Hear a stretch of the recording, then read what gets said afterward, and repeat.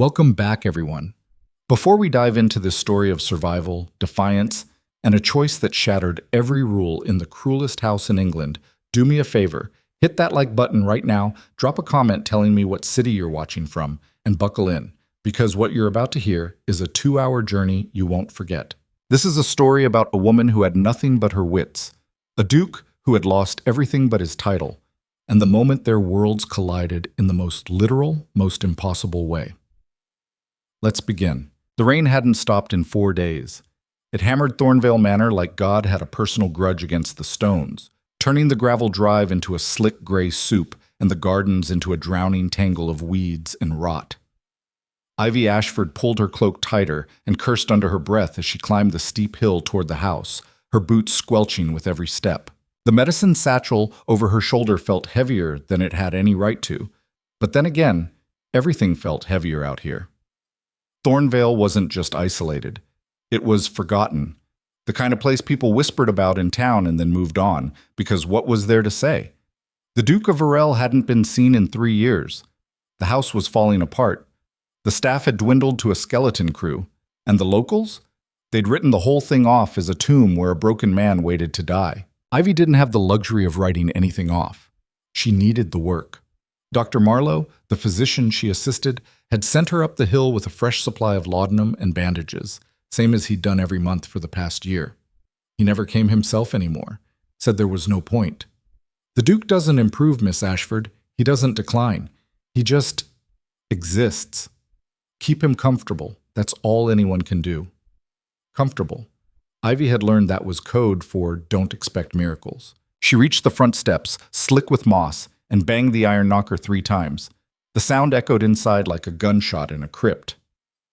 A full minute passed before the door creaked open, revealing Mrs. Crale, the housekeeper. She was a brittle woman with gray hair pulled so tight it looked painful, and eyes that never quite met yours. "You're late," Mrs. Crale said flatly. "The road's a swamp," Ivy replied, stepping inside without waiting for an invitation. "I'm here now." The house smelled like damp wood and old smoke. The entry hall stretched out in both directions, vast and empty, the kind of space that made you feel small just standing in it. Ivy had been here a dozen times, but it never got easier. There was something wrong about Thornvale, something deeper than disrepair. It felt watched. "Leave the supplies in the sitting room," Mrs. Crale said, already turning away. "I'll bring them up later." "I can take them myself," Ivy said. "Faster that way." Mrs. Crale paused. Her mouth tightened. "The Duke doesn't receive visitors." "I'm not a visitor. I'm the one keeping him alive." Ivy didn't wait for a response. She moved past the housekeeper and headed for the stairs. "Miss Ashford." Ivy kept walking. She'd learned early that if you hesitated in places like this, people pushed you around. And she was done being pushed. The second floor was worse than the first. Half the candles in the sconces were unlit, and the wallpaper peeled in long, curling strips like dead skin. Ivy followed the hallway to the east wing, where the Duke's rooms were. She'd only been inside once, months ago, when Dr. Marlowe had still bothered to make house calls. She remembered it as cold, dark, and suffocating. She reached the door and knocked. No answer. She knocked again, harder. "Your Grace? It's Miss Ashford. I have your medicine." Silence. Ivy tested the handle. Unlocked. She pushed the door open and stepped inside. The room was exactly as she remembered. Curtains drawn, air stale, furniture draped in dust. And there, in the center of it all, was the bed. Lucian Varel, Duke of Varel, lay propped against a mountain of pillows, his face half hidden in shadow. He didn't move, didn't acknowledge her. For a second, Ivy wondered if he was even awake. Then his eyes shifted, pale gray, sharp as broken glass, and fixed directly on her. "I didn't ask for you," he said. His voice was low, rough, like gravel scraping metal. "No one asks for me," Ivy replied, setting the satchel on the side table. "But here I am anyway." She'd seen the Duke from a distance before. Once, maybe twice, back when he still went into town. He'd been younger then, healthier, the kind of man people noticed. Now, 3 years after the accident that had shattered his spine and stolen his legs, he looked like something carved from marble and left out in the rain too long. His face was all sharp angles, his dark hair unkempt, and his body, What she could see of it beneath the blankets was frighteningly thin. But his eyes. Those eyes still burned. "I don't need your pity," he said. "Good," Ivy replied, unpacking the medicine. "I'm fresh out." Lucian's jaw tightened. "Did Marlowe send you?" "He did. Same as always. Laudanum, fresh dressings, instructions to make sure you're not dead yet." She glanced at him. "You're not, so that's a start." "Efficient?" "I try." She moved around the room with practiced efficiency, checking the bottles on the table, noting which ones were empty and which ones hadn't been touched. The laudanum was nearly gone. The willow bark tea hadn't been touched in weeks. Typical. "You're wasting your time," Lucian said. "Maybe," Ivy replied. "But it's my time to waste." "I didn't ask for this." "You've mentioned that." She turned to face him, crossing her arms. "But here's the thing, Your Grace. Whether you asked for it or not, you're alive. And as long as you're alive, people are going to show up and try to keep you that way. So you can lie there and sulk, or you can take the medicine and make it easier on everyone. Your choice." Lucian stared at her. For a long moment, the only sound was the rain hammering the windows. Then, impossibly, his mouth twitched. Not quite a smile, but close. "You're not like the others," he said. "The others quit," Ivy replied. "I don't have that option." She turned back to the table, checking the last of the bottles. That's when she heard it, a soft, splintering crack beneath her feet. She looked down. The floorboards near the bed looked wrong, darker than the rest, warped and sagging slightly. "Miss Ashford." The floor gave way. 1 second Ivy was standing. The next, she was falling, the world tilting sideways as rotted wood exploded beneath her. She didn't even have time to scream. Her shoulder slammed into something solid, an arm, a chest, and then she was tumbling, crashing, her body colliding with Lucian's as the bed frame groaned and the entire structure buckled. They hit the ground together in a tangle of limbs and blankets, dust exploding into the air. Ivy gasped, her ribs screaming, her head spinning. For a second she couldn't breathe, couldn't think. Then she felt it, a hand gripping her wrist, tight. She looked up. Lucian was staring at her, his face inches from hers, his eyes wide with something she couldn't name. Shock, fear, wonder. His fingers tightened around her wrist. "I felt that," he whispered. Ivy blinked. "What?" "I felt that." His voice cracked. "Your wrist. I can feel it." Ivy's breath caught. She looked down at where his hand gripped her, then back up at his face. For 3 years, Lucien Varel had felt nothing below his waist. No pain, no pressure, nothing. And now, "Move your fingers," she said quietly. He did, slowly, one by one. His hand flexed, the tendons visible beneath the skin. "I can feel it," he said again, his voice barely audible. "I can feel it." Ivy's mind raced. This wasn't possible. Spinal injuries didn't reverse. They didn't heal. Dr. Marlowe had said as much 100 times, and yet, "Try your legs," she said. Lucian's gaze snapped to hers. "What?" "Your legs. Try to move them." For a moment he just stared at her. Then slowly his expression shifted. Fear gave way to something harder, determination. He looked down, his jaw clenched, and then his left foot twitched. It was small, barely noticeable. But it was there. Ivy exhaled. "Oh my God!" Lucian's breath came faster now, his chest rising and falling in sharp bursts. He tried again, and this time his entire leg shifted, just an inch, dragging against the floor. "I can move it," he said, his voice shaking. "I can move it." Ivy sat up, her hands trembling. "We need to get you back on the bed, slowly." "No." She froze. "What?" Lucian's eyes locked on hers, fierce and unrelenting. "If I get back in that bed, I'll never leave it. I know it. I've known it for 3 years." His hand was still on her wrist, gripping like a lifeline. "Help me stand." "You can't." "Help. Me. Stand." Ivy stared at him. Every instinct screamed that this was insane, that he'd hurt himself, that she'd be responsible if he collapsed, if he broke something, if... But then she looked at his face, And she saw it. Not hope, not optimism. Will. All right, she said quietly, but if you fall, we're both going down. I won't fall. Ivy didn't believe him, but she helped him anyway. She braced herself against the wall and let him use her as leverage. His hands gripped her shoulders, his arms shaking with effort. For a moment, nothing happened. Then, slowly, agonizingly, he shifted his weight. His legs trembled, his face went pale, sweat beaded on his forehead.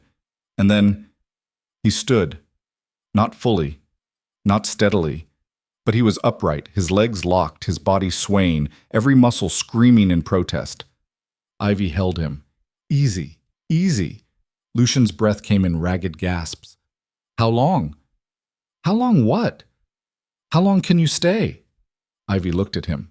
At this man who'd been buried alive in his own house, who'd just done the impossible, who was looking at her like she was the only thing keeping him from falling back into the dark.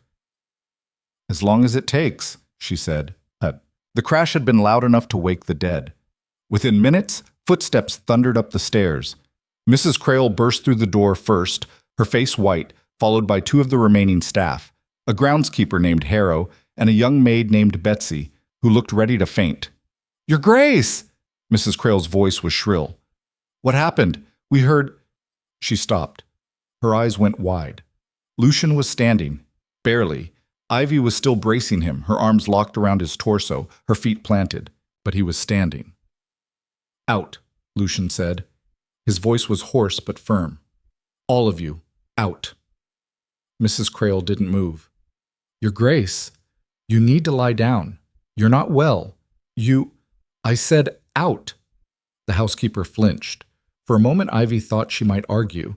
Then she turned on her heel and swept from the room, gesturing sharply for the others to follow. Harrow hesitated, his gaze flicking between Lucian and Ivy before he finally left. Betsy lingered a second longer, her mouth open, before scrambling after them. The door slammed shut. Lucian's legs buckled. Ivy caught him before he hit the ground, lowering him carefully onto the pile of blankets still tangled on the floor. He collapsed onto his back, chest heaving, eyes squeezed shut. That, he rasped, was the stupidest thing I've ever done. Probably, Ivy agreed, sitting back on her heels. Her heart was still racing. But you did it. Lucian opened his eyes. For the first time since she'd met him, he didn't look angry. He didn't look defeated. He looked alive. I need you to come back tomorrow, he said.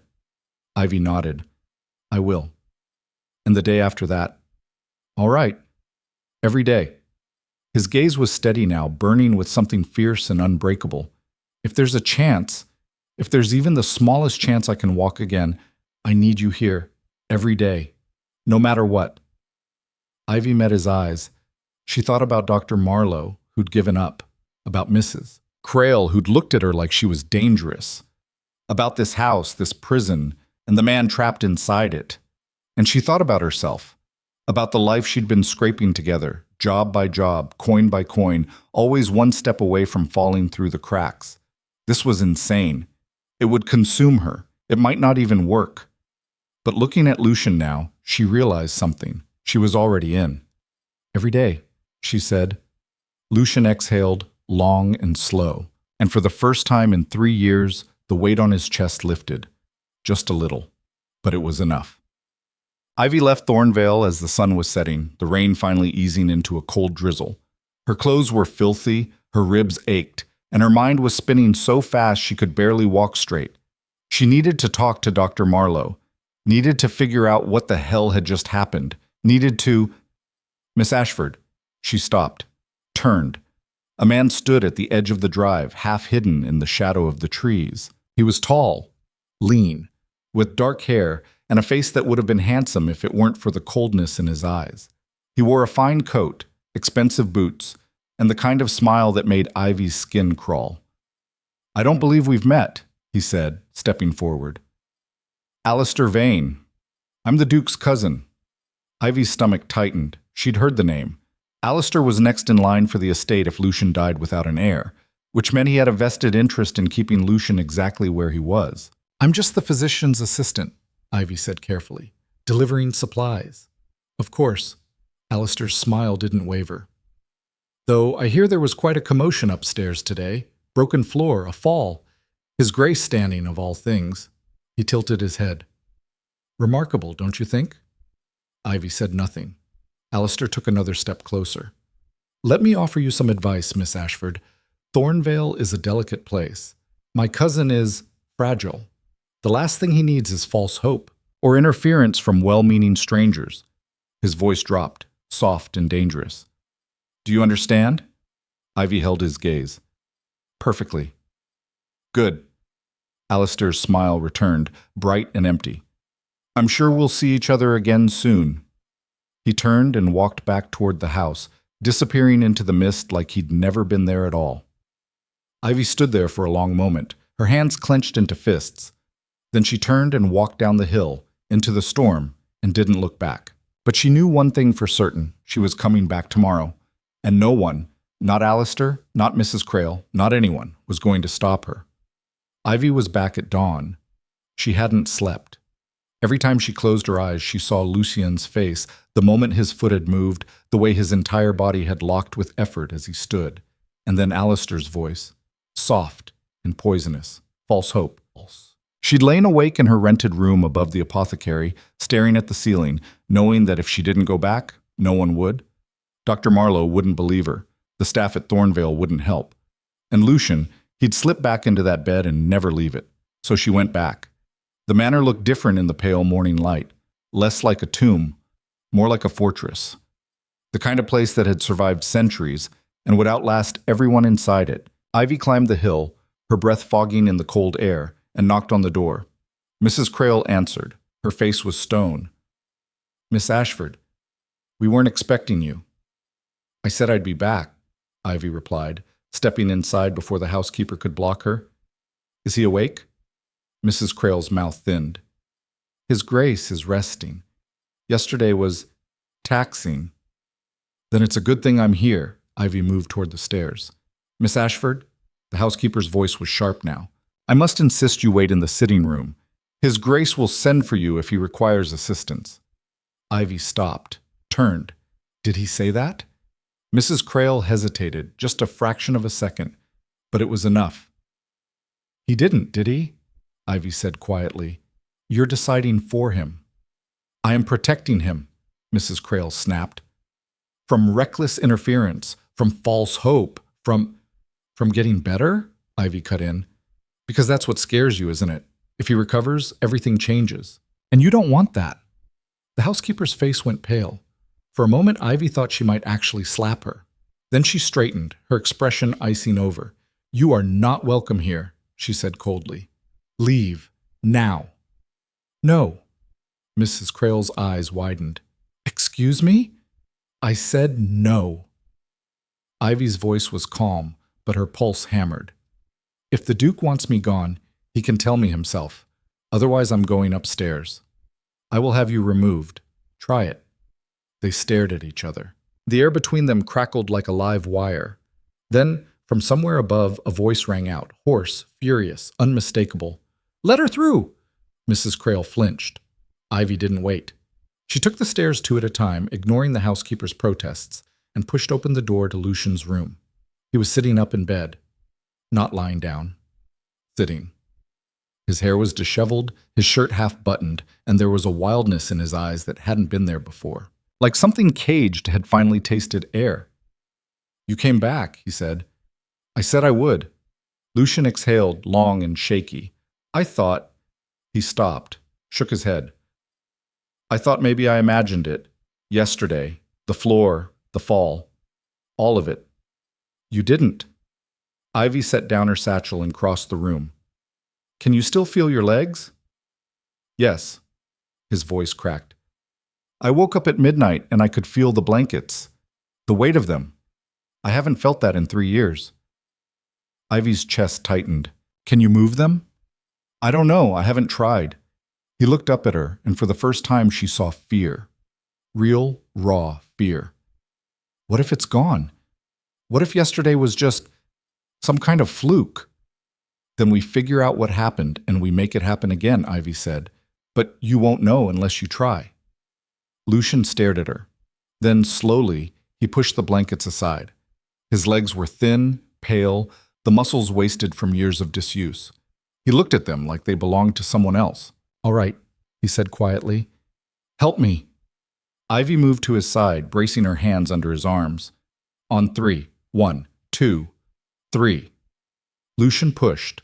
Ivy pulled. For a moment nothing happened. Then, with a grunt of effort, he swung his legs over the side of the bed.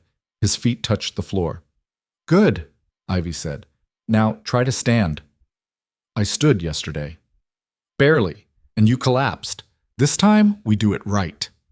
Lucian's jaw tightened. He gripped her shoulders and pushed himself upright. His legs shook violently, his knees threatening to buckle, but he held. 5 seconds. 10. "I'm standing," he said, his voice hoarse. "You are." "How long can I—" His left leg gave out. Ivy caught him before he hit the floor, lowering him back onto the bed. He was breathing hard, sweat beading on his forehead, but his eyes were bright. "That was longer than yesterday," he said. "It was." Ivy straightened, rubbing her shoulder. "But if you want to walk again, we're going to have to do this every day. Multiple times a day. It's going to hurt. A lot." "I don't care." "You will." Lucian looked up at her, and something passed between them. An understanding, unspoken but solid. This wasn't going to be easy. It wasn't going to be quick, but they were doing it anyway. "When do we start?" he asked. "Right now." The first week was hell. Ivy showed up every morning at dawn and stayed until dusk. She brought books from Dr. Marlowe's office, medical texts on muscle atrophy, nerve damage, recovery techniques. She read them at night by candlelight, scribbling notes in the margins, trying to piece together a plan, because the truth was, she had no idea what she was doing. No one did. Spinal injuries didn't heal, but Lucian's had. Somehow. So she improvised. She started with range of motion exercises, bending his knees, rotating his ankles, anything to wake up the muscles. Lucian gritted his teeth through every session, his face going white with pain, but he never asked her to stop. Then she moved to weight-bearing, having him stand for longer intervals, first with her support, then using the bedpost, then the wall. By the third day, he could stand for a full minute. By the fifth, he could shift his weight from one leg to the other. By the seventh, he took a step. It was small, shaky. His leg dragged and he nearly fell, but Ivy caught him. And when he looked up at her, there were tears in his eyes. "I'm walking," he whispered. "Not yet," Ivy said. "But you will be." The house noticed. How could it not? Every day Ivy arrived. Every day sounds echoed from the Duke's room, footsteps, grunts of effort, the scrape of furniture being moved. And every day the staff grew more uneasy. Mrs. Crail stopped speaking to her entirely. Harrow, the groundskeeper, watched her with suspicion every time she passed. Even Betsy, the maid, kept her distance, like Ivy carried some kind of contagion. But the worst was Alistair. He started showing up at the manor more frequently, always unannounced, always with that same cold smile. He never went upstairs. Lucian refused to see him, but he lingered in the halls, in the sitting room, watching, waiting. One evening, as Ivy was leaving, he cornered her near the front door. "Miss Ashford," he said pleasantly. "Still here, I see." "Still here," Ivy replied, not slowing down. Admirable dedication. He fell into step beside her. "Though I wonder, what exactly do you hope to gain from all this?" Ivy stopped, turned to face him. "What do you mean?" Alistair's smile widened. "Come now, you're a physician's assistant. You earn, what, a few pounds a month? And yet here you are, spending every waking hour at Thornvale, tending to a man who can't even pay you properly. One has to wonder about your motives." Ivy's hands clenched. "I'm doing my job." "Are you?" Alistair tilted his head. "Or are you perhaps hoping for something more? A title, maybe, a fortune. My cousin is a duke, after all. And he's quite isolated, vulnerable. It wouldn't be the first time a clever woman saw an opportunity." The words hit like a slap. Ivy's face burned. I think you're ambitious," Alistair said smoothly. "And ambition isn't a sin, but it can be dangerous, especially when it involves a man as fragile as Lucian." He leaned closer, his voice dropping. "Let me be clear, Miss Ashford. If you're planning to worm your way into this family, you'll find me standing in your way. This estate belongs to the Varel line. not to opportunists. Ivy held his gaze. I'm not after his money. Then what are you after? I'm trying to help him walk. Alistair laughed, soft, mocking. Help him walk? How noble! And when he fails, because he will fail, Miss Ashford, no amount of optimism changes broken bones. What then? Will you simply move on? Or will you stay, nursing his broken heart, hoping he'll be grateful enough to marry you? Ivy's voice went cold. Get out of my way. Alistair didn't move. I'm watching you, he said quietly.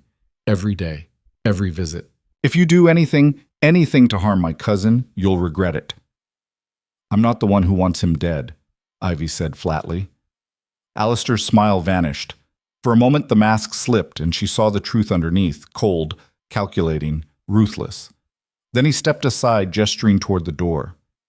Good evening, Miss Ashford. Ivy walked past him, her heart pounding, and didn't look back. But his words followed her down the hill, into the darkening evening, wrapping around her thoughts like chains. Opportunist. Ambitious. Hoping he'll be grateful enough to marry you. She wanted to scream, wanted to march back up that hill and tell Alistair exactly what he could do with his accusations. But the truth was, part of her wondered if he was right. Not about the marriage, that was insane, but about the rest. Was she doing this for Lucian, or was she doing it to prove something, to herself, to the world, to everyone who'd ever dismissed her as just another nobody scraping by? She didn't sleep that night either. And the confrontation rattled her more than she wanted to admit. The next morning, she almost didn't go back. She stood outside the apothecary, watching the sun rise over the hills, and thought about walking away, finding work somewhere else, somewhere safer, somewhere she wouldn't have to fight just to do her job. But then she thought about Lucian, about the way he'd looked when he stood, the way his voice had cracked when he said, I'm walking, the way he'd gripped her shoulders like she was the only thing keeping him from falling back into the dark. And she realized something. It didn't matter why she was doing it, not to Alistair, not to the staff, not even to herself. It only mattered that she did. So she went back. Lucian was waiting for her. He was standing by the window, standing, not sitting, using a chair for balance. When she walked in, he turned and the look on his face stopped her cold. I've been practicing, he said. Ivy set down her satchel.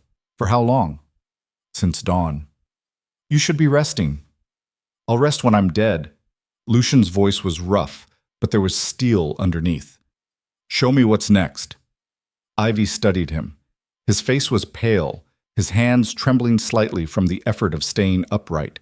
But his eyes were clear, focused. He wasn't asking for permission. He was demanding progress. All right, she said, let's see you walk without the chair. I can't.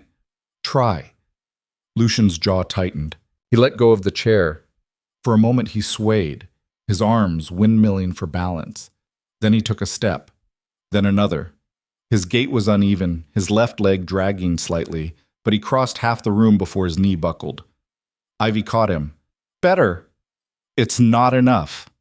It's progress. She helped him to the bed. You're rebuilding muscles that haven't worked in 3 years. That doesn't happen overnight. I don't have time for overnight. Lucian looked at her, and for the first time she saw genuine fear in his eyes. Alistair's planning something. I can feel it, the way he's been circling, the lawyers he's brought to the house. He's waiting for me to fail so he can swoop in and take everything. Then don't fail. What if I can't help it? Then we adapt. Ivy sat beside him. But you don't give up. Not now. Not after everything you've already done. Lucian stared at her. Why do you care so much? It was the second time someone had asked her that in 2 days. And she still didn't have a good answer. Or maybe she had too many answers, all tangled up together. Pride, stubbornness, anger at a world that had dismissed both of them for so long. Because someone has to, she said finally. It wasn't eloquent. It wasn't profound. But it was true. Lucian's expression softened. You're the first person in 3 years who's treated me like I'm still alive. You're alive. I wasn't. Not really. I was just existing, waiting for it to end. He looked down at his hands. You changed that. Ivy's chest tightened. You changed it. I just showed up. You kept showing up. Lucian met her eyes. That's what matters. They sat there in silence for a moment, the morning light streaming through the window, dust motes dancing in the air. And for the first time since this whole thing started, Ivy felt something shift inside her. Not hope. Hope was dangerous, but something steadier. Something that felt like certainty. They were going to do this, no matter what it took. Again, Lucian said, pushing himself to his feet. Ivy stood with him. Again.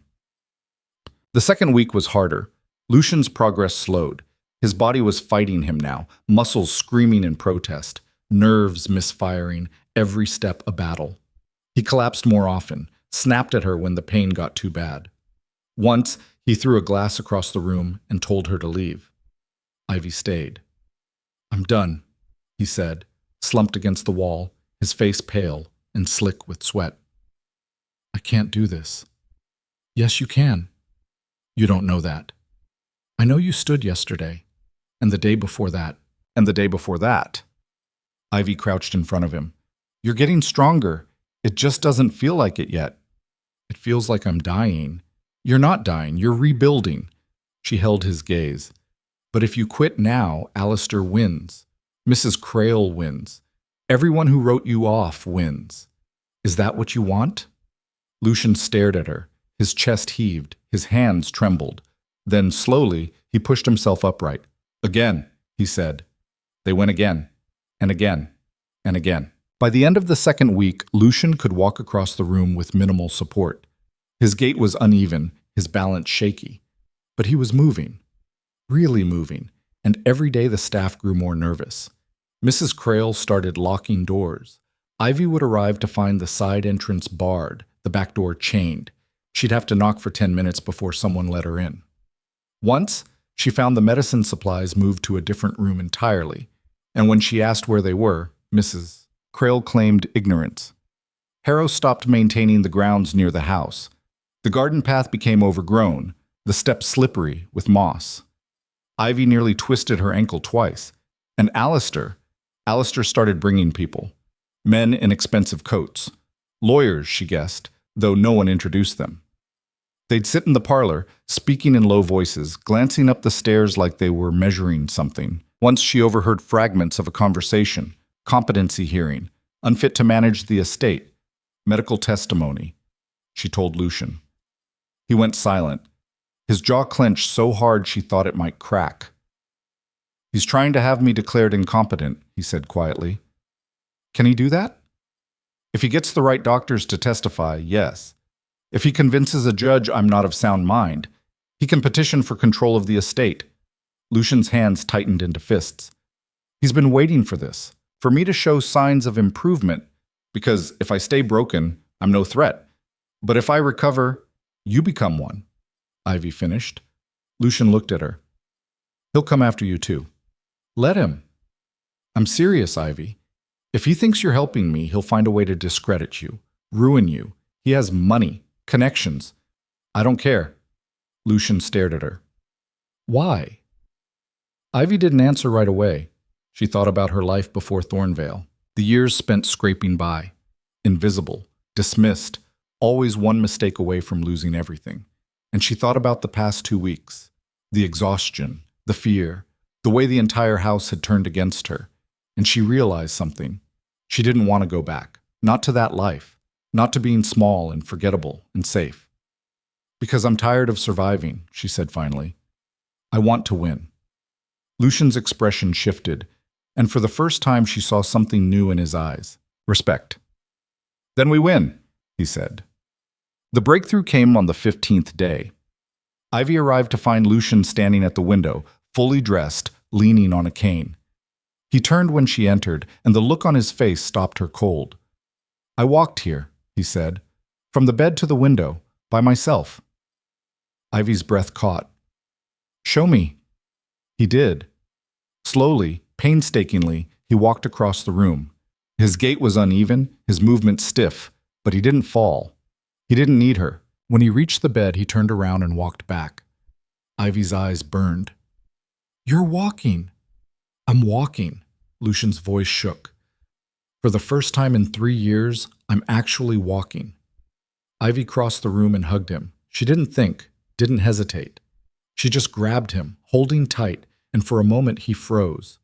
Then his arms came up, wrapping around her, and they stood there, Two people who'd been fighting alone for so long they'd forgotten what it felt like to be seen. "We're not done," Lucian said quietly against her hair. "I know. I need to walk without the cane. I need to walk in front of witnesses. I need to prove—" "We will," Ivy said. "But not today. Today, you rest." Lucian pulled back, looking down at her. His gray eyes were intense, searching. "Why are you doing this?" Ivy met his gaze. "Because you asked me to." It was the simplest answer, the truest one, and from the way Lucian looked at her, she knew he understood. "There's something else," he said. "Something I need to tell you." "What?" "Alistair sent word this morning." Lucian's voice was flat, controlled, but she could hear the anger underneath. "He's filing the petition. The competency hearing is in 2 weeks." The words landed like a physical blow. Ivy stepped back. 2 weeks. 2 weeks. Lucian's hands gripped the cane so hard his knuckles went white. "If I can't prove I'm recovered by then, if I can't walk into that courtroom and show them I'm whole, I lose everything. The estate, the title, all of it goes to him." Ivy's mind raced. 2 weeks, 14 days, it wasn't enough time. Lucian could walk now, yes, but his balance was still shaky. His stamina was limited. He couldn't go more than a few minutes without needing to rest. And a courtroom. That meant stairs, crowds standing for extended periods. It meant being scrutinized by judges and lawyers who'd be looking for any sign of weakness. "We can do this," she said, but her voice wavered. Lucian heard it. "You don't sound convinced." "I am convinced. Ivy stopped, took a breath. 2 weeks isn't a lot of time." "I know." "You're going to have to push harder than you ever have. No breaks, no rest days, morning and night. It's going to hurt." "I don't care about the pain." "You will, but we don't have a choice." Ivy looked at him. "If we're doing this, we're going all in. No holding back." Lucian's jaw set. "Then let's do it." The next 2 days were brutal. Ivy pushed Lucian beyond anything they'd attempted before. She had him walking up and down the hallway, climbing the stairs, standing for longer and longer intervals until his legs shook so badly he could barely hold himself upright. She brought weights, old books, stones from the garden, and made him lift them while standing, building the muscles in his core and legs. He collapsed 3 times. Each time she made him get back up. "I can't," he gasped after the 3rd fall, his face pressed against the floor. "You can." "I'm going to pass out." "Then pass out standing." Ivy's voice was hard. She hated herself for it, but she didn't stop. "You think that courtroom is going to go easy on you? You think Alistair's lawyers won't be watching for every stumble, every hesitation? You have to be perfect, or as close to perfect as possible. Now get up." Lucian pushed himself to his hands and knees. His arms shook. "I hate you right now." "Good. Use it." Ivy grabbed his arm and hauled him upright. "Hate me all you want. Just don't quit." He didn't quit. By the 3rd day, he could walk the length of the hallway twice without stopping. By the 4th, he could climb the stairs. It was slow, painful, his breathing ragged by the time he reached the top. But he did it. And then everything fell apart. Ivy was helping Lucian through his evening session when the door burst open. Mrs. Crale stood in the doorway, her face flushed, her hands twisted in her apron. "Miss Ashford," she said, "you need to leave. Now." Ivy straightened. "We're not done." "It doesn't matter. You're not welcome here anymore." "That's not your decision to make," Lucian said, his voice cold. Mrs. Crale's eyes snapped to him. "It is when Mr. Vane has given explicit instructions. He's spoken to the staff. He's made it clear that Miss Ashford's presence is disruptive, harmful even. And as acting manager of this household—" "You're not the manager of anything," Lucian cut in. "I am. This is my house, and Miss Ashford stays." "Your Grace, please, get out." Mrs. Crale's face went rigid. For a moment, Ivy thought she might actually refuse. Then she turned and swept from the room, slamming the door behind her. Lucian exhaled. "That's going to cause problems." "We already have problems," Ivy said. "More problems, then." Lucian ran a hand through his hair. "Alistair's turning the staff against us. If they refuse to let you in, then I'll find another way in." Ivy's voice was firm. "I'm not leaving. Not now." Lucian looked at her. "You're stubborn." So are you. We're going to lose everything if this doesn't work. Then we make it work. Ivy stepped closer. But I need you to promise me something. What? No matter what happens, no matter how hard it gets, you don't give up. Not on this. Not on yourself. She held his gaze. Promise me. Lucian stared at her. Then, slowly, he nodded. I promise. That night, Ivy couldn't sleep. She lay in her room, staring at the ceiling, her mind churning. 2 weeks had become 10 days. 10 days to turn Lucian from a man who could barely walk into someone strong enough to stand before a judge and prove his competence. It felt impossible. And yet, she thought about the way he'd looked when he stood for the first time. The determination in his eyes, the way he'd pushed through the pain, the exhaustion, the fear. He'd already done the impossible once. Maybe he could do it again. She was still thinking about it when she heard the knock on her door. Ivy sat up. It was past midnight. No one should be here. She grabbed the candle from her bedside table and crept to the door, opening it a crack. A young boy stood in the hallway. He couldn't have been more than 12, dressed in servant's clothes, his face pale and frightened. Miss Ashford? He whispered. Yes? I'm from Thornvale. Mrs. Crail sent me. He glanced over his shoulder nervously. She said to tell you. His grace collapsed. He's asking for you. Ivy's blood ran cold. When? An hour ago. He was trying to practice on his own. He fell. Hit his head. He's conscious, but... The boy swallowed. Please, miss. He needs you. Ivy didn't hesitate. She grabbed her cloak and her medical bag and followed the boy out into the night. The walk to Thornvale had never felt longer. Every step, her mind raced with possibilities. Concussion, internal bleeding, another spinal injury. If Lucian had pushed too hard, if he damaged something, she couldn't think about it. They reached the manor and the boy led her through a side entrance, up the servants' stairs, avoiding the main hallways. Smart. If Alistair found out she was here, he'd use it against them. They reached Lucian's room and the boy knocked softly. It's her, he whispered. The door opened. Betsy, the young maid, stood there, her eyes red-rimmed. Thank goodness. He won't let anyone else near him. Ivy pushed past her into the room. Lucian was on the floor beside the bed, half propped against the frame. Blood streaked down the side of his face from a gash above his eyebrow. His eyes were open, but dazed. You came, he said, his voice slurred. You're an idiot. Ivy dropped to her knees beside him, setting down her bag. What were you thinking, practicing alone? I needed to see if I could do it without you. And?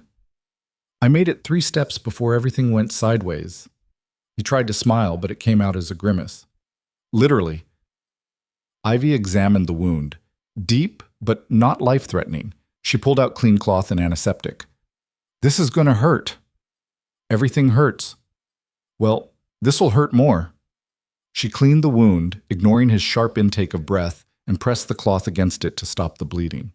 Hold this. Don't move. Lucian obeyed. I'm sorry. For what?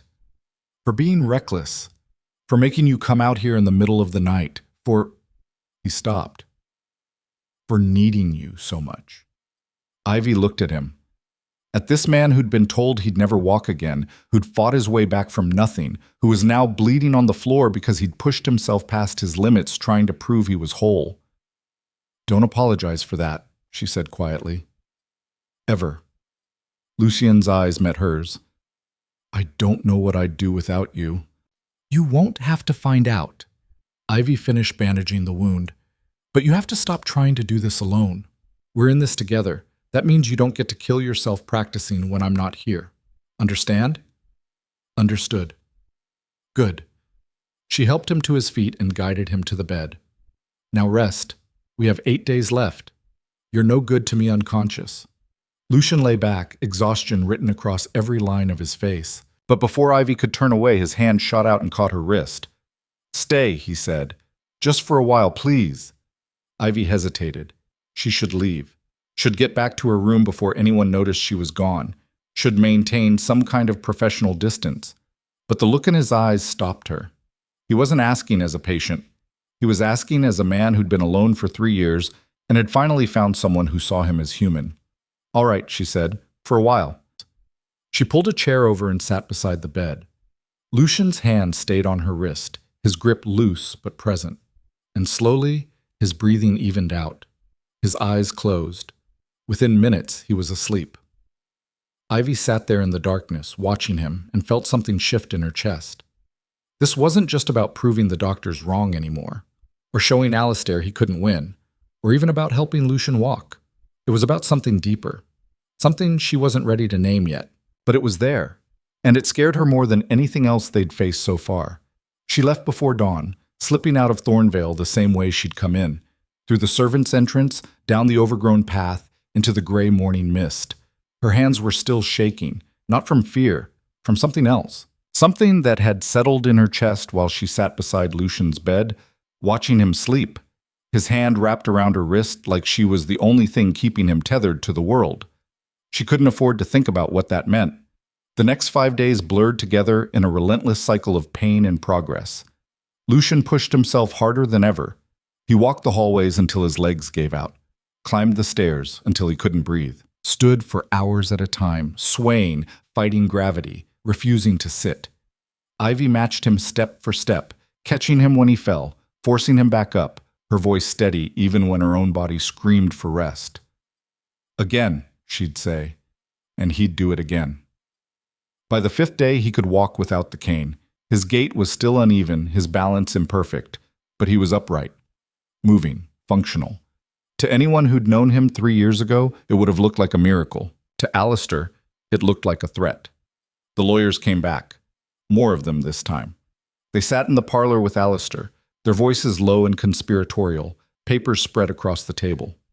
Ivy caught glimpses as she passed, documents with official seals, testimonies from physicians who'd never even examined Lucian, statements from staff members claiming the Duke was delusional, unstable, unfit.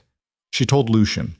He didn't say anything for a long time, just stood at the window, staring out at the grounds, his jaw working.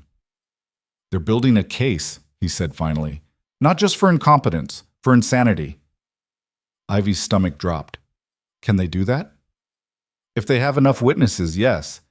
If they can convince a judge I'm not just physically impaired but mentally unsound, they can have me committed. And once I'm locked away in some asylum, Alistair gets everything. Lucian's hands curled into fists.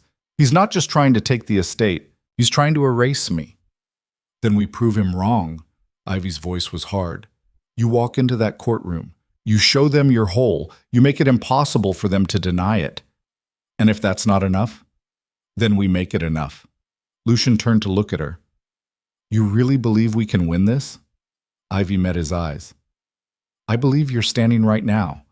3 weeks ago, that was impossible. So yes, I believe we can win.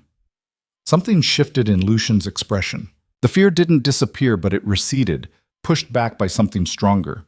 Determination. Maybe even hope. 3 more days, he said. 3 more days, Ivy agreed. But she could feel time running out, could feel the walls closing in. They both could. On the 6th day, everything changed. Ivy arrived at Thornvale to find the front door locked. She knocked. No answer. She went around to the side entrance, also locked. The servants' door, barred from the inside. She stood there in the rain, water dripping down her face, and realized what was happening. They were shutting her out. She pounded on the door. Let me in! Nothing. I know you can hear me. Open this door. Still nothing. Ivy stepped back, her mind racing. She could break a window, force her way in. But that would give Alistair exactly what he needed, proof that she was unstable, dangerous, exactly the kind of influence Lucian didn't need. She turned and started walking around the perimeter of the house, looking for another way in. There had to be something, a cellar door, a broken window, anything. That's when she saw her, a young woman standing at the edge of the garden, half hidden behind a trellis covered in dead vines. She was small, thin, with dark hair and wide, frightened eyes. She looked barely 18. Ivy stopped. Who are you? The girl glanced over her shoulder nervously, then she stepped forward, just enough for Ivy to see her clearly. My name is Clara, she said quietly. I work in the kitchens. I heard what Mrs. Crale did, locking the doors, keeping you out. She swallowed hard. His Grace has been asking for you all morning. He's getting worse. Ivy's blood ran cold. Worse how? He tried to walk on his own. He fell. Hit the same spot on his head as before. He's been in and out of consciousness since dawn. Claire's voice dropped to a whisper. Mrs. Crale won't send for a doctor. Says it's not necessary. But I heard her talking to Mr. Vane. She said if His Grace doesn't wake up, it'll solve all their problems. The world tilted. Ivy grabbed the trellis to steady herself. She said that? Clara nodded. I shouldn't be telling you this. If they find out I talked to you, they'll dismiss me. But I can't. Her voice broke. His Grace doesn't deserve this. None of it. Ivy looked at the girl, saw the fear in her eyes, the guilt, the desperate need to do something, anything, even if it meant risking everything. Can you get me inside? Ivy asked. Clara hesitated. Then she nodded. There's a window in the scullery. It doesn't latch properly. I can open it from the inside, but you have to be quick. Mrs. Crale does rounds every hour. Show me. Clara led her around the back of the house to a small window set low in the stone wall. She disappeared inside, and a moment later the window creaked open. Ivy didn't hesitate. She squeezed through, dropping into a cramped room filled with buckets and mops and the smell of lye soap. This way, Clara whispered, leading her through the kitchens. They moved fast, keeping to the shadows, avoiding the main hallways. When they reached the stairs, Clara stopped. I can't go any farther, she said. If they see me with you. I understand. Ivy gripped the girl's hand. Thank you. Clara nodded and disappeared back into the kitchens. Ivy climbed the stairs, her heart hammering. She could hear voices ahead, Mrs. Crale and Harrow arguing about something. She waited until they moved away, then slipped down the hallway to Lucian's room. The door was locked. Of course it was. Ivy tried the handle again, then pressed her ear to the wood. She could hear movement inside, a low groan. Lucian. Your Grace, she called softly. It's Ivy. Can you hear me? Silence. Then, faint and hoarse. Ivy? Relief flooded through her. I'm here. Can you unlock the door? Can't. His voice was slurred. Key's gone. Crale took it. Ivy's jaw clenched. Can you stand? I don't know. Try. Please, I need you to get to the door. She heard shuffling, a thud, a muttered curse. Then slowly, footsteps. Uneven. Dragging. It took forever. But finally, she heard him on the other side of the door. I'm here, he said. Good. Now step back. What are you... Ivy didn't answer. She took 3 steps back, then ran at the door, slamming her shoulder into it. Pain exploded through her arm, but the door shuddered. She backed up and tried again. This time the lock gave way with a crack, and the door swung open. Lucian was standing there, pale and swaying, blood crusted on the side of his face, but he was upright. You broke down my door, he said. You're welcome. Ivy grabbed his arm, steadying him. We need to leave. Now. Leave? Lucian blinked, trying to focus. What are you talking about? They locked me out. They're keeping you prisoner in your own house. And from what I've heard, they're hoping you don't wake up. Ivy's voice was tight. We're not staying here, not another minute. Where would we go? I don't know yet. But anywhere is better than here. Lucian stared at her. For a moment, she thought he might refuse, might tell her she was overreacting, being paranoid. Then his expression hardened. All right, he said, let's go. They made it to the stairs before Mrs. Crale found them. Stop! The housekeeper's voice rang out like a whip crack.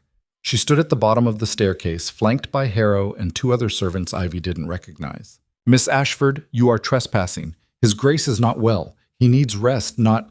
He needs to get out of this house before you people kill him, Ivy shot back. Mrs. Crale's face went white. How dare you? I dare because it's true. Ivy's voice rose. You locked the doors, took his key, kept me out while he was bleeding, and I heard what you said to Alistair, that if he didn't wake up, it would solve all your problems. The housekeeper's mouth opened, closed. I never said, Clara heard you. Mrs. Crale's eyes narrowed. Clara is a lying little... Enough! Lucian's voice cut through the room like a blade. He was gripping the banister, knuckles white, but his voice was steady. Mrs. Crale, you're dismissed, effective immediately. Harrow, you too. All of you, get out of my house. No one moved. I said, get out. Your Grace, Mrs. Crale said carefully, you're not well. You're confused. Miss Ashford has clearly influenced you, filled your head with lies. The only lies in this house have been coming from you. Lucian took a step down the stairs, then another. Ivy stayed close, ready to catch him if he fell, but he didn't. He kept going, his gaze locked on the housekeeper. I've been a prisoner here for 3 years, and you've all been complicit, keeping me weak, keeping me isolated. Because as long as I stayed broken, you all kept your positions, your salaries, your comfortable little lives. Mrs. Crale's face flushed. That's not... But I'm not broken anymore. Lucian reached the bottom of the stairs. He was breathing hard, sweat beading on his forehead, but he was standing, on his own, without support. And I'm taking my life back, starting now. For a long moment, no one spoke. Then Mrs. Crale straightened, her expression icing over. Very well, Your Grace, she said coldly, if that's your decision. But you should know, Mr. Vane has already petitioned the court. The hearing is tomorrow.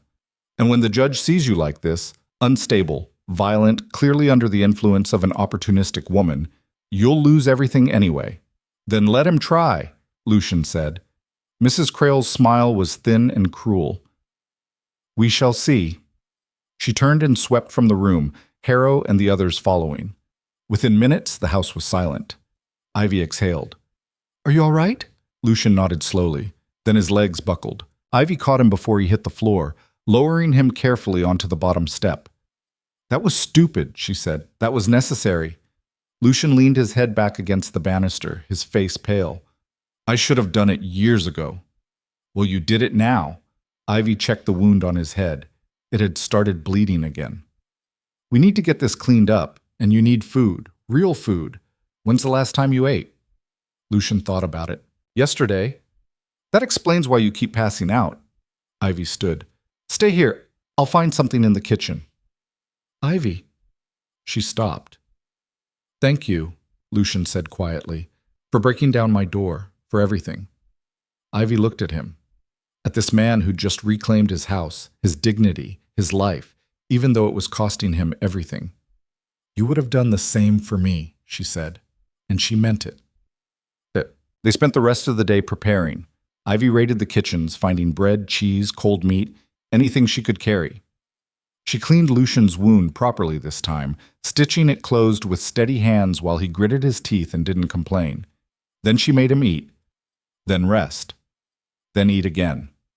By evening, he looked almost human. Tomorrow, he said, staring at the fire in the sitting room. The hearing is tomorrow. I know. I need to be perfect. No stumbling, no hesitation. I need to walk into that courtroom and show them I'm whole. You will. You don't know that. Yes, I do. Ivy sat beside him. You've been walking for 2 weeks. You fired your entire staff today. You're sitting here right now on your own, without collapsing. You're stronger than you think. Lucian looked at her. What if it's not enough? Then we deal with it. Ivy's voice was firm. But I'm not letting you lose. Not after everything we've fought for. Lucian's gaze held hers. You keep saying we. Like this is your fight too. It is. Why? Ivy didn't answer right away. She thought about the past 3 weeks. The bruises, the exhaustion, the way the entire world had turned against them. And she thought about what would happen if they lost tomorrow. Lucian would be declared incompetent, locked away, and she'd be dismissed as nothing, just another opportunist who'd tried to take advantage of a broken man.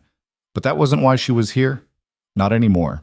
Because you're the first person who's ever made me feel like I matter, she said finally. Like I'm more than just someone who delivers medicine and takes orders.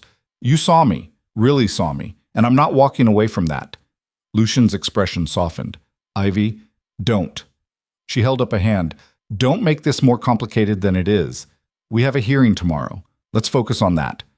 But the way he was looking at her made it hard to focus on anything else. The door slammed open. They both jumped. Alistair stood in the doorway, his coat wet with rain, his face twisted with rage. You dismissed the staff, he said, his voice dangerously quiet. Lucian stood, using the chair for balance. I did. You had no right. I had every right. It's my house. Not for much longer. Alistair stepped into the room, and Ivy saw two men behind him, large, armed. I came here tonight to give you one last chance, cousin. Drop this charade. Admit you're not well. Sign over the estate to me willingly, and I'll make sure you're taken care of. Comfortable. Safe. Imprisoned, Lucian said flatly.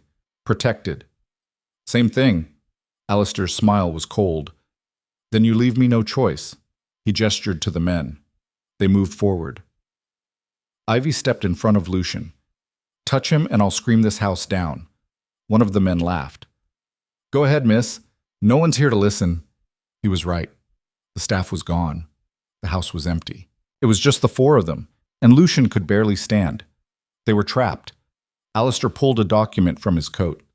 This is a physician's order, signed by Dr. Pembroke, one of the finest alienists in the country.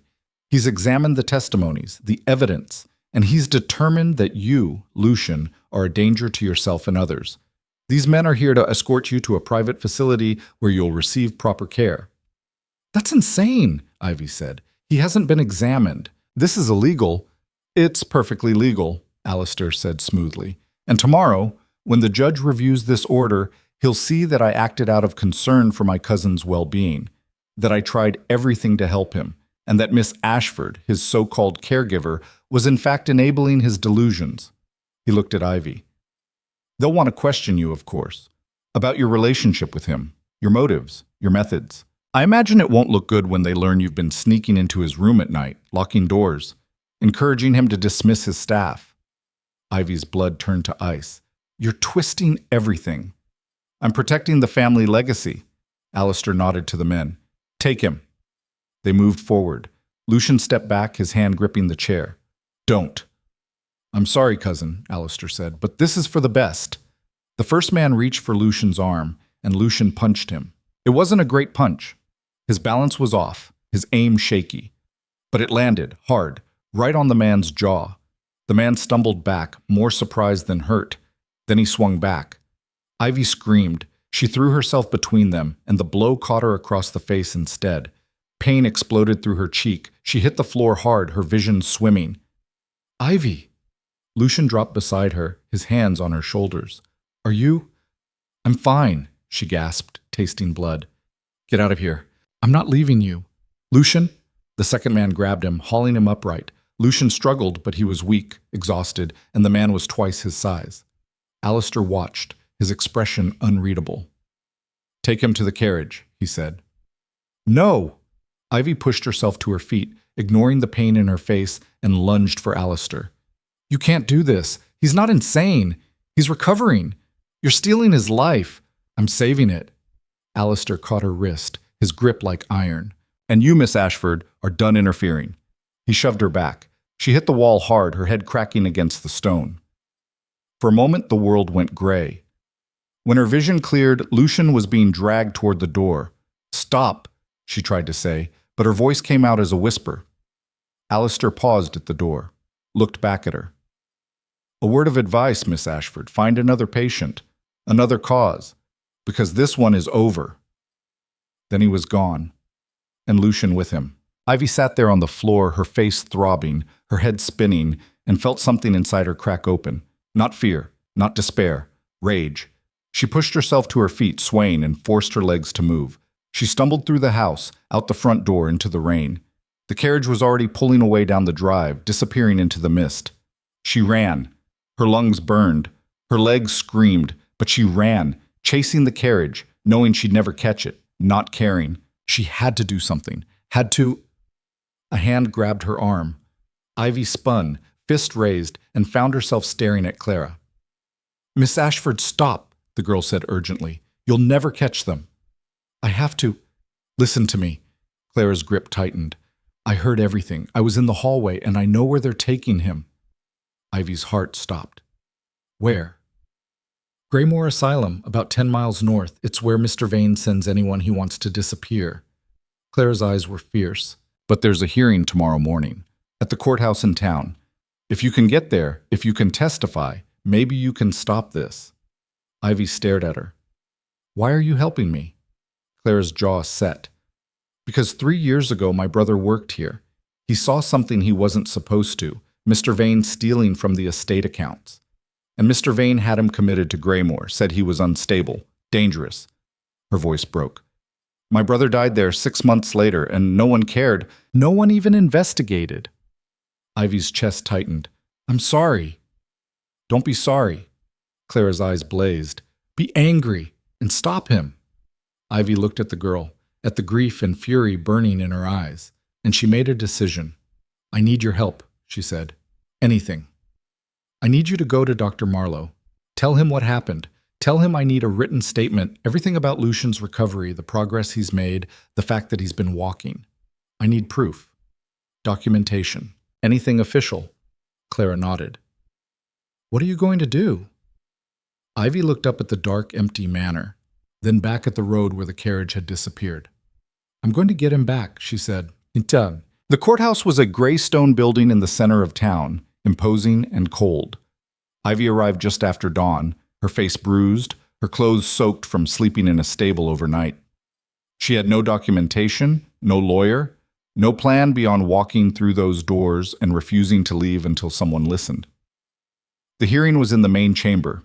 She could hear voices inside, formal, controlled, the kind of voices that decided people's fates without ever having to look them in the eye. She pushed open the door. The room fell silent.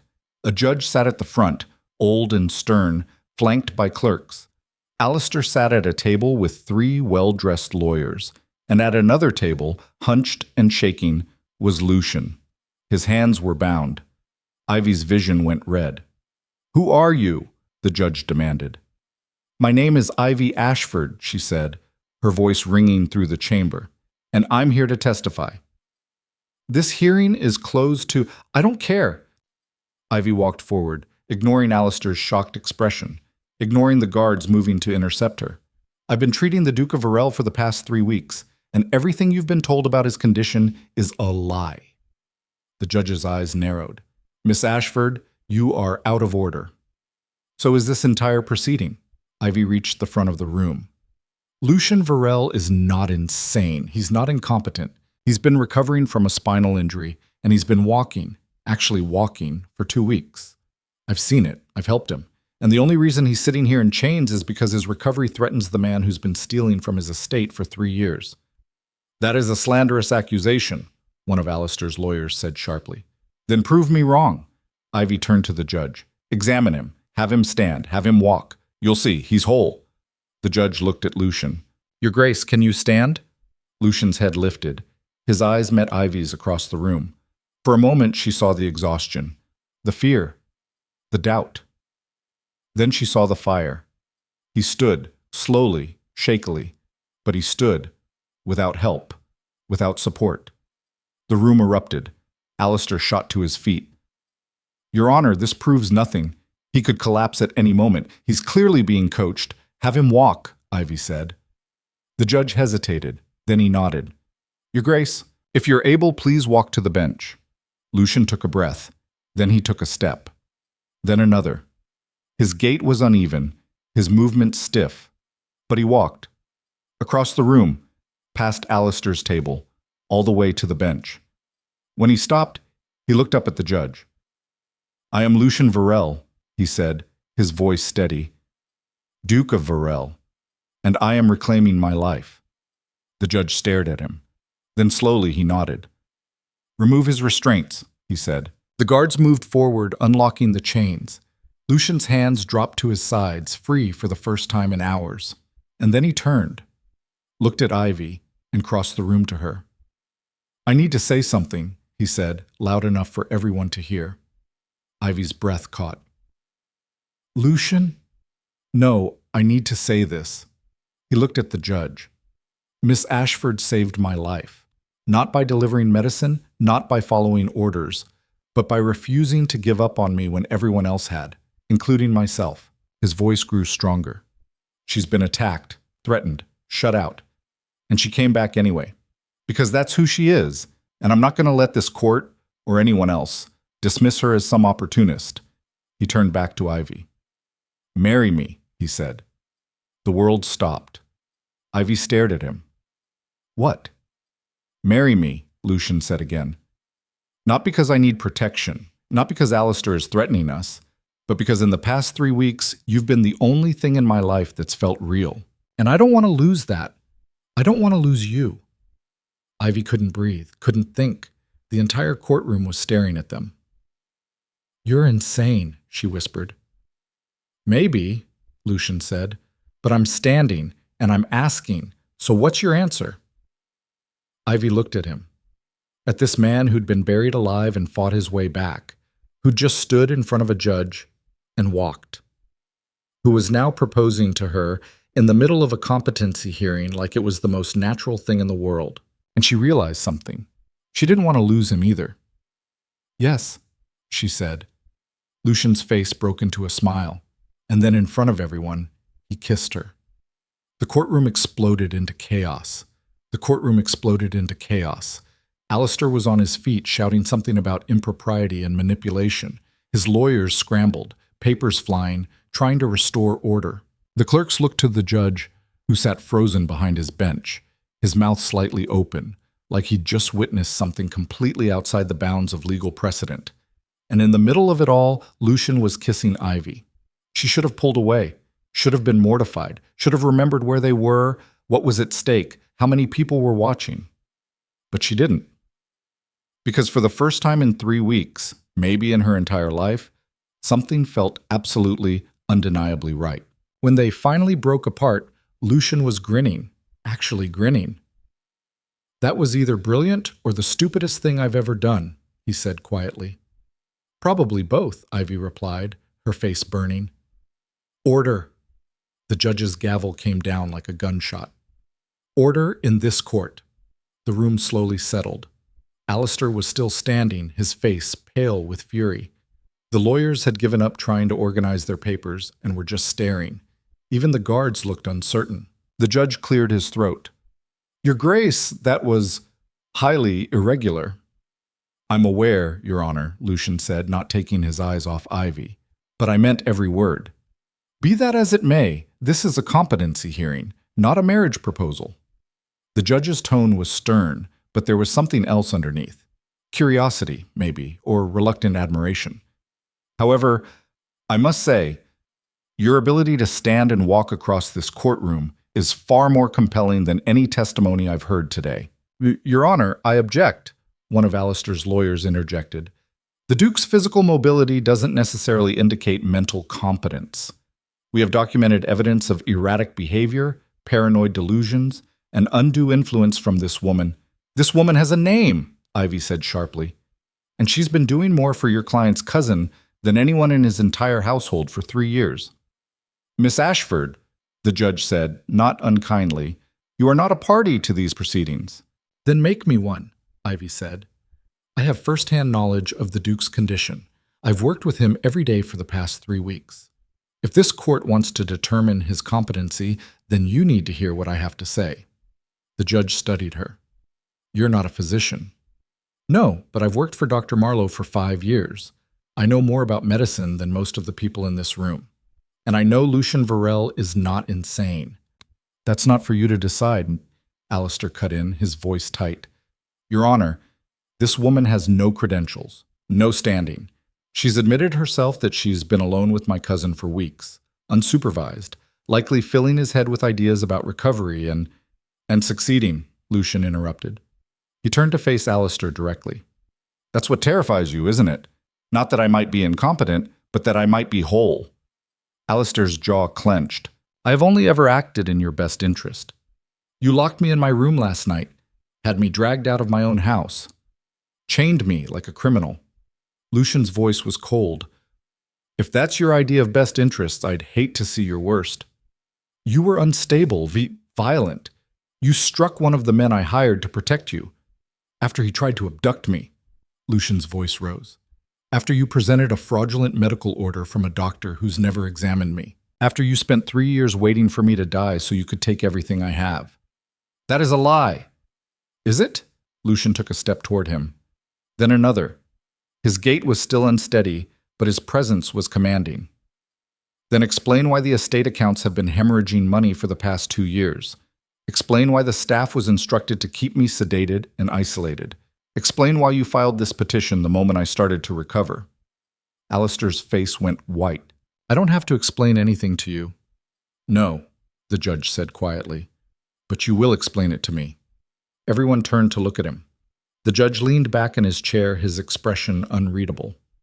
I've presided over many competency hearings in my career. Most of them are tragically straightforward, family members seeking to protect a loved one who truly cannot care for themselves. But this, he looked at Lucian.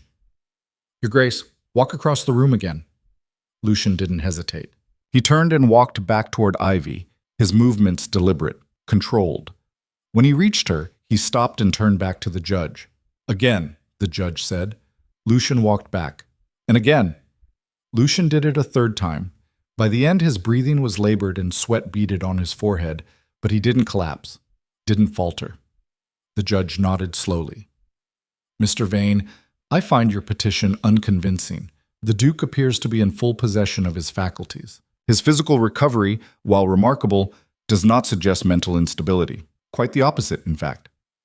Your Honor, however, the judge continued, raising a hand, there are serious allegations that have been raised here today. Allegations of financial impropriety, unlawful detention, and falsified medical documents. I am ordering a full audit of the Varel estate accounts, and I am referring this matter to the magistrate for further investigation. Alistair's face drained of color. Your Honor, I must protest. You may protest all you like, Mr. Vane, but until this investigation is complete, you're barred from any involvement in the management of the Varel estate. Is that clear? Alistair's hands curled into fists. For a moment, Ivy thought he might actually lunge at the judge. Then his lawyer touched his arm, murmuring something urgent, and he stepped back. Perfectly clear, Your Honor, he said, his voice like ice. The judge turned to Lucian. Your Grace, this court finds you mentally competent and capable of managing your own affairs. You're hereby restored to full authority over your estate and title. The petition for guardianship is dismissed. Lucian exhaled, long and shaky. Thank you, Your Honor. Don't thank me yet. You have a mess to clean up. The judge's gaze shifted to Ivy. As for you, Miss Ashford, I don't know whether to commend you or admonish you. What you've done is highly unorthodox, but I cannot argue with the results. Ivy lifted her chin. I did what was necessary. So I see. The judge's expression softened, just slightly. Congratulations on your engagement. Ivy's face burned. She'd almost forgotten about that part. The judge stood, signaling the end of the hearing. This court is adjourned. The gavel came down one final time. And just like that, it was over.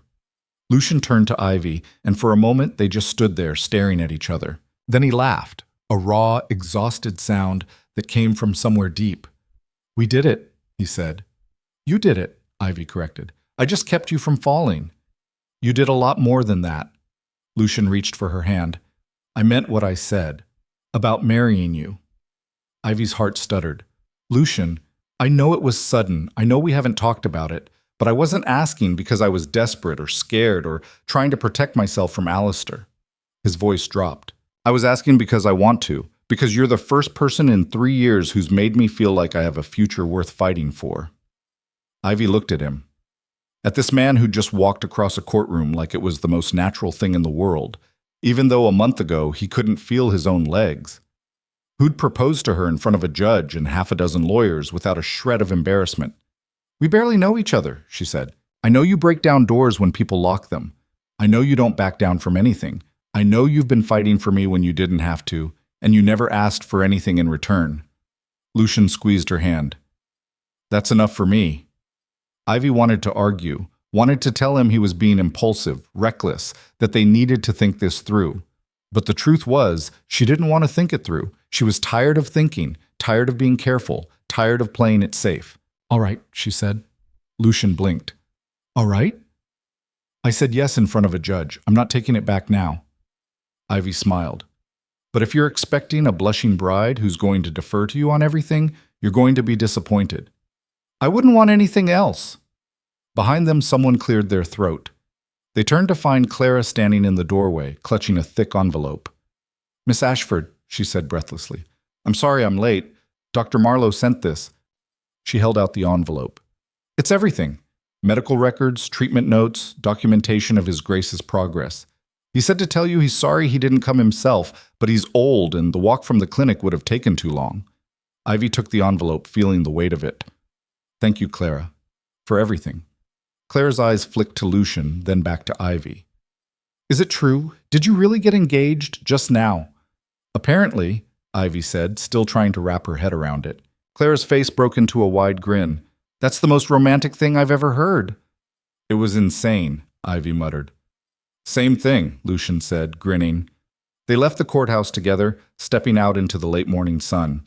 The town square was busy, merchants setting up stalls, people going about their day, completely unaware that inside that building, a man had just reclaimed his life and proposed marriage in the same breath. Ivy breathed in the fresh air, feeling something loosen in her chest. For the first time in weeks, she wasn't bracing for the next disaster, wasn't waiting for someone to slam a door in her face, or threaten her, or tell her she didn't belong. What now? She asked. Lucian looked back at Thornvale Manor, visible in the distance on its hill. Now we go home, and we rebuild. It sounded simple. It wasn't going to be. But standing there in the sunlight, Lucian's hand in hers, Ivy thought maybe, just maybe, they could actually do it.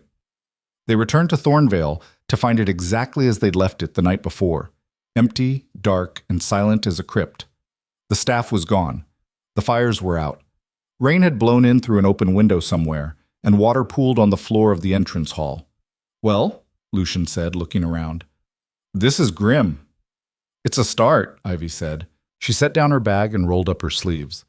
We need to get the fires going, find food, make sure the place doesn't fall apart before we can hire new staff. I don't know how to light a fire. Ivy stared at him. You're a duke. Exactly. I've never had to light my own fire. Lucian looked almost sheepish. I barely know how to make tea. Of course you don't. Ivy shook her head, but she was smiling. All right, I'll handle the fire. You go find something we can eat that hasn't spoiled. They spent the next hour making the house livable. Ivy got a fire going in the main sitting room and another in the kitchen. Lucian managed to find bread, cheese, and a jar of preserves that hadn't gone bad. It wasn't much, but it was enough. They sat on the floor in front of the fire, too tired to bother with chairs, and ate in comfortable silence. I can't believe we're sitting in my house eating stale bread, Lucian said eventually. I can't believe you fired your entire staff without a plan for replacing them. I had a plan. Sort of. He paused. Actually, no, I didn't. I was angry. Fair enough? Ivy tore off another piece of bread. So what's the actual plan now? Lucian thought about it.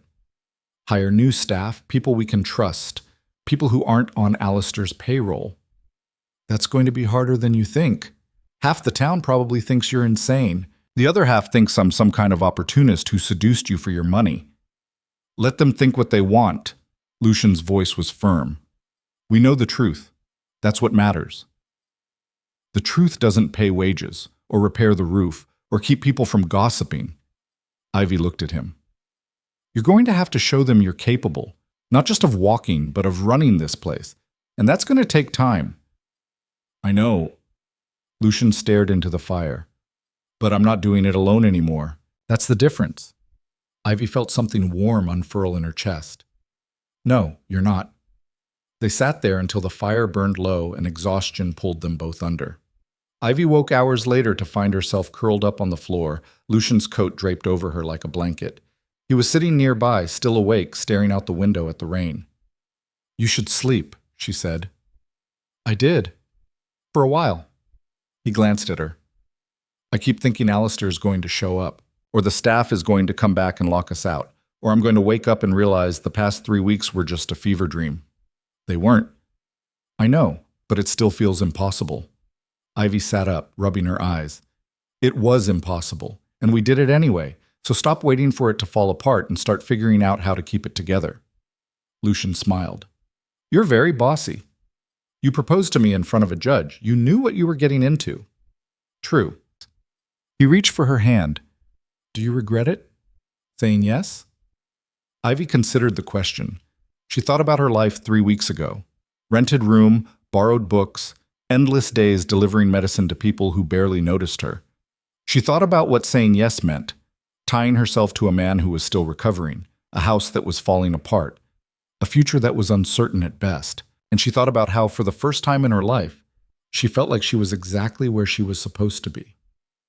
"No," she said. "I don't regret it." Lucian's smile widened. "Good, because I'm not letting you back out now." Over the next few days, they threw themselves into the work of rebuilding Thornvale. Ivy sent word to Dr. Marlowe asking for recommendations for staff. Clara came by with a list of people in town who needed work, people who hadn't been on Alistair's payroll, who had no loyalty to the old regime. Slowly, carefully, they began hiring. A new housekeeper, Mrs. Brennan, a widow with sharp eyes and a no-nonsense attitude. A cook, Mr. Davies, who'd worked in a tavern for 20 years and could make a meal out of almost nothing. 2 maids, a groundskeeper, a stable hand. It was a skeleton crew compared to what the manor had once employed, but it was a start. And more importantly, they were people Lucian and Ivy could trust. The house began to change. Fires burned in rooms that had been dark for years. Windows were opened, letting in fresh air and light. The garden was cleared, the path repaired, the moss scrubbed from the front steps. Lucian grew stronger every day. He still tired easily, still needed rest in the afternoons, but he could walk the entire house without support now. Could climb the stairs without stopping halfway. Could stand through entire conversations without swaying.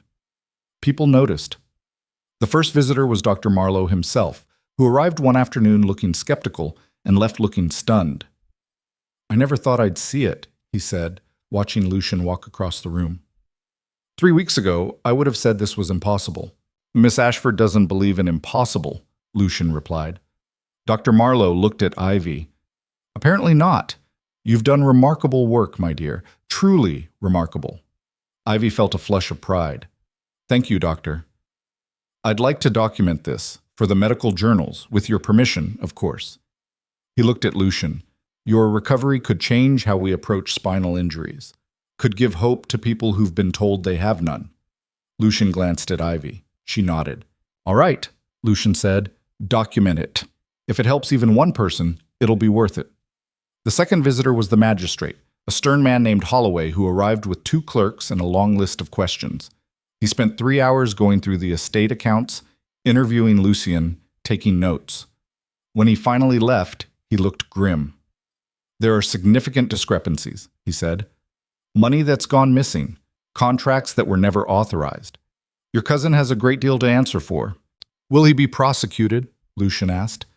"That depends on what we find, but I can tell you this much, he won't be managing anyone's estate anytime soon." It wasn't quite justice, but it was close.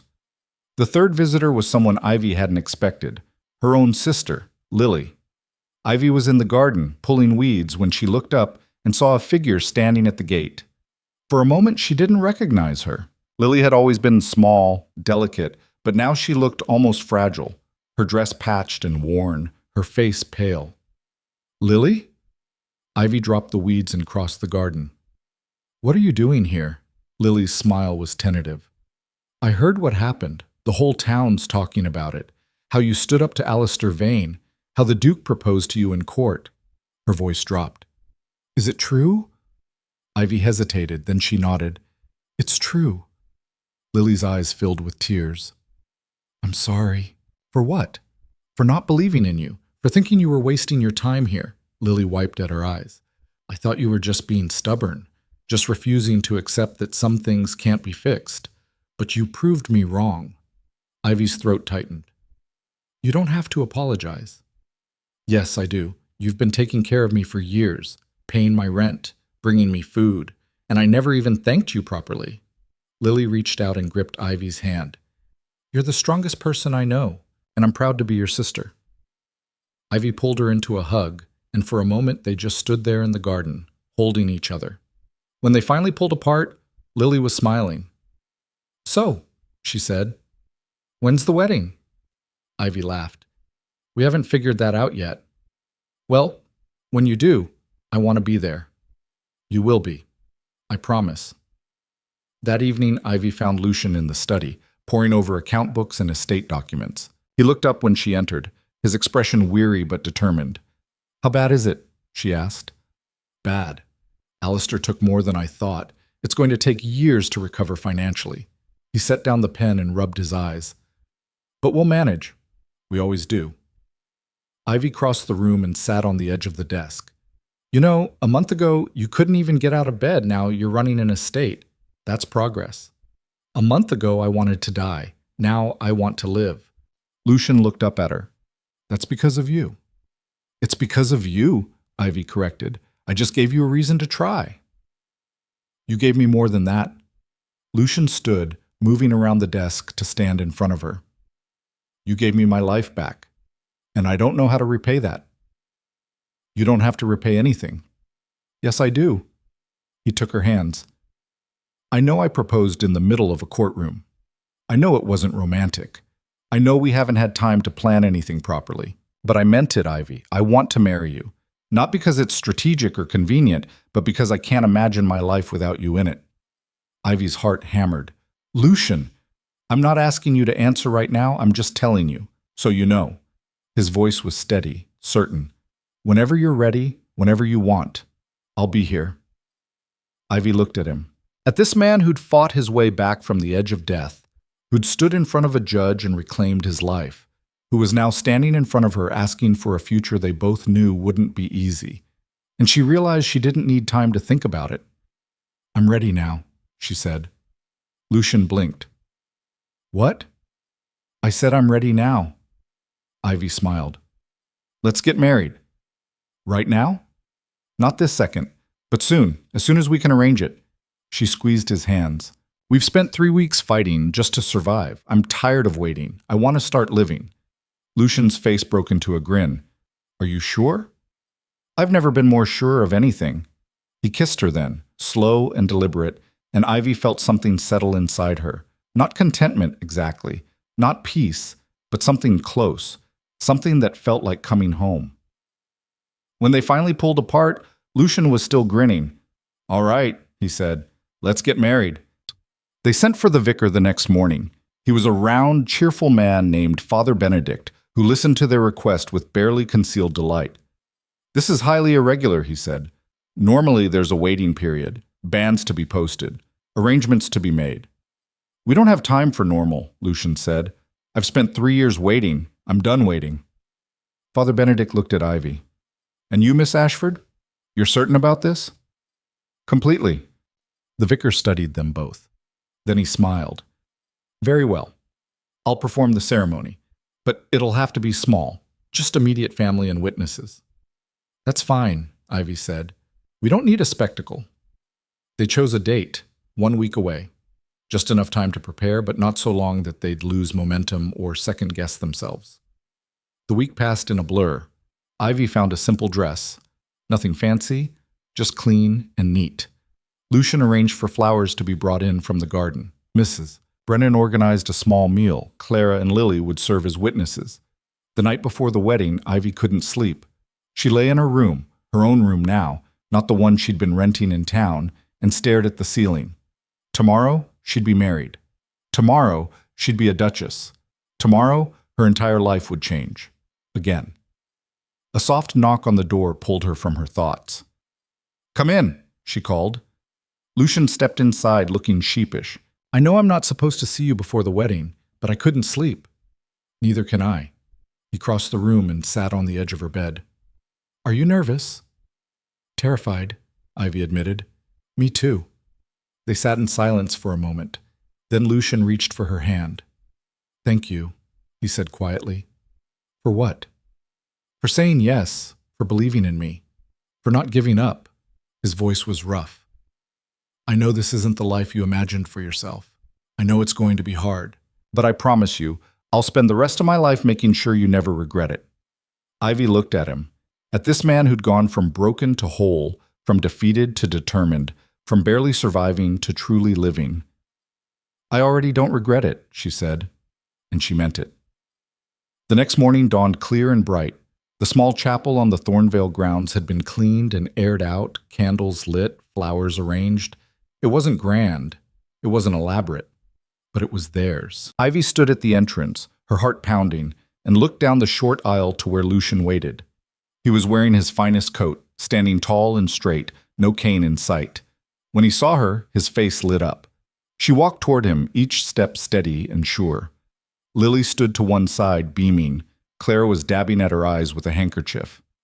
Dr. Marlowe had come, along with Mrs. Brennan and a few of the new staff. When Ivy reached Lucian, he took her hands. "You're beautiful," he said. "You're standing," she replied, smiling. Father Benedict cleared his throat. "Shall we begin?" The ceremony was short and simple. Traditional vows, spoken with meaning, rings exchanged, plain gold bands that had belonged to Lucian's parents, and then, finally, the words they'd both been waiting for. "I now pronounce you husband and wife." Lucian kissed her, and the small gathering erupted into applause. When they pulled apart, Ivy felt tears on her cheeks. Happy tears for once. "We did it," she whispered. "We did," Lucian said. And in that moment, standing in a small chapel with a handful of people who believed in them, Ivy knew that everything they'd fought for, every painful step, every sleepless night, every moment of doubt, had been worth it. They'd won. Not just the hearing, not just the house. They'd won their lives back, and they were just getting started. The celebration lasted well into the evening. Mrs. Brennan had outdone herself with the meal. Roasted chicken, fresh bread, vegetables from the garden that had somehow survived 3 years of neglect. It wasn't the grand wedding feast a duke should have had, but no one seemed to care. The small dining room was warm with candlelight and laughter, and for the first time since Ivy had set foot in Thornvale, the house felt alive. Lucian sat beside her, his hand resting on hers beneath the table. Every so often, he'd glance at her like he couldn't quite believe she was real. Ivy understood the feeling. A month ago, she'd been nobody, a physician's assistant delivering medicine to a dying man. Now she was a duchess, married, changed. "You're quiet," Lucian said softly, leaning closer. "Just thinking," Ivy replied. "About?" "About how nothing in my life has ever gone according to plan, and how maybe that's not such a bad thing." Lucian smiled. "I'd say it's worked out pretty well so far." The door to the dining room opened and Mrs. Brennan appeared, her expression troubled. "Your Grace, there's someone here to see you." Lucian's smile faded. "Who?" "Magistrate Holloway. He says it's urgent." The room went quiet. Ivy felt Lucian's hand tighten on hers. "Show him in," Lucian said. Holloway entered a moment later, looking grim.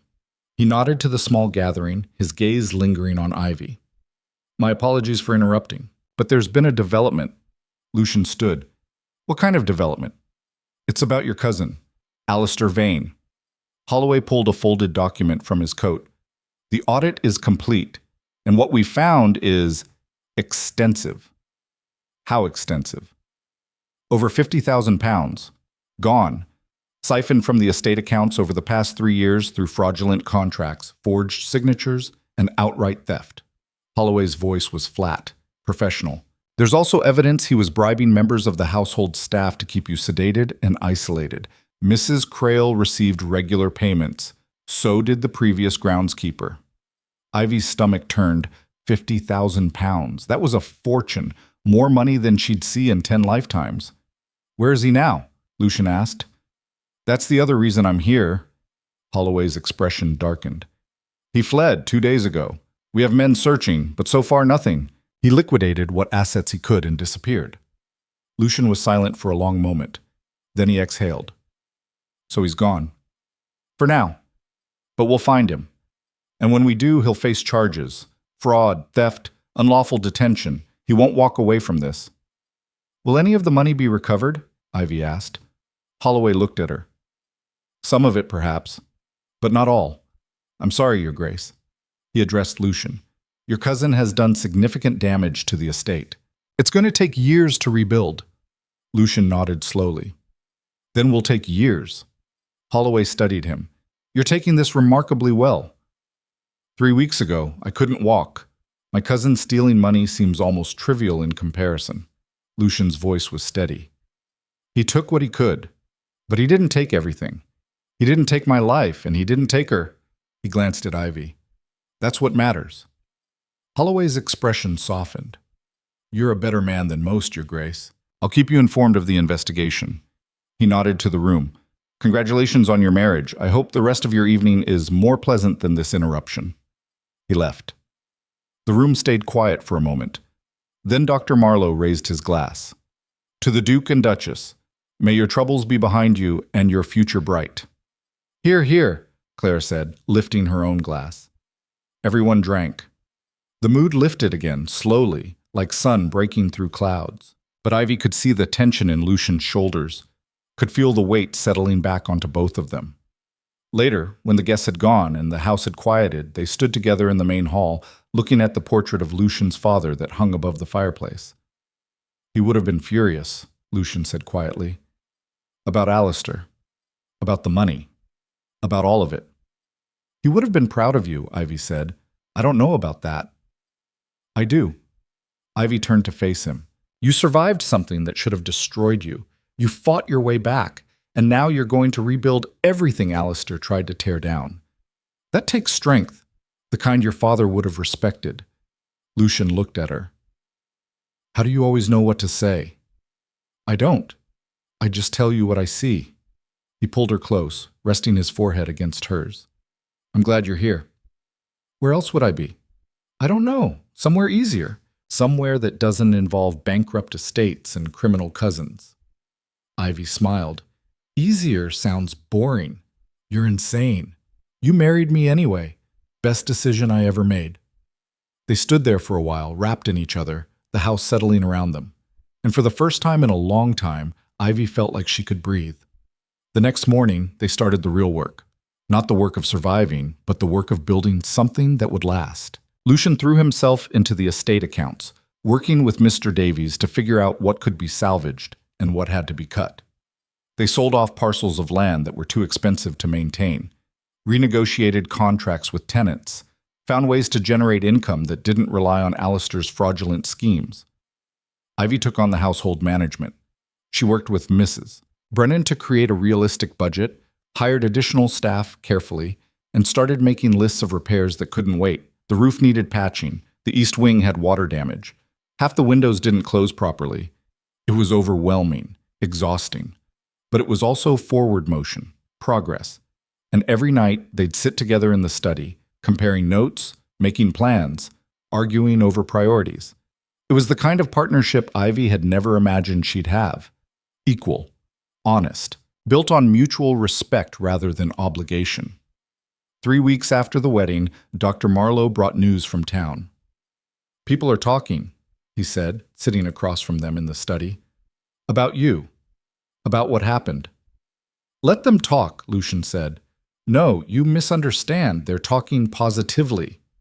Marlowe leaned forward.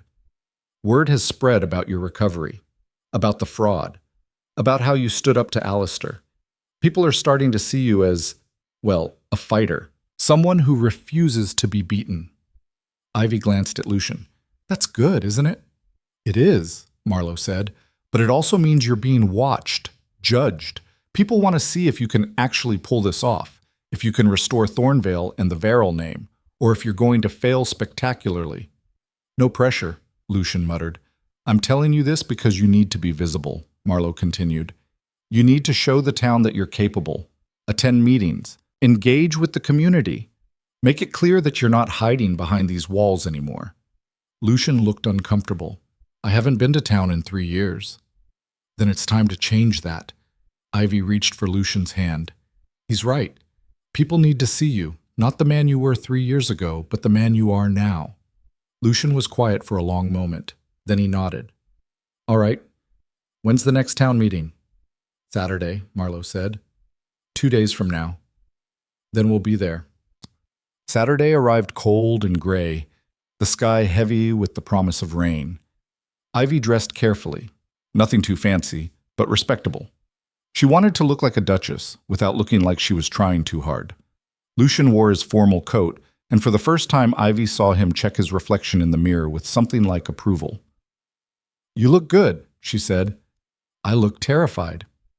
You look good and terrified, very distinguished. Lucian laughed, but it was shaky. What if they hate me? Then they hate you, and we deal with it. Ivy straightened his collar. But they're not going to hate you. They're going to see what I see, someone who fought like hell to survive and won. You make it sound heroic. It was heroic. Now stop stalling and let's go. The carriage ride into town felt longer than it should have.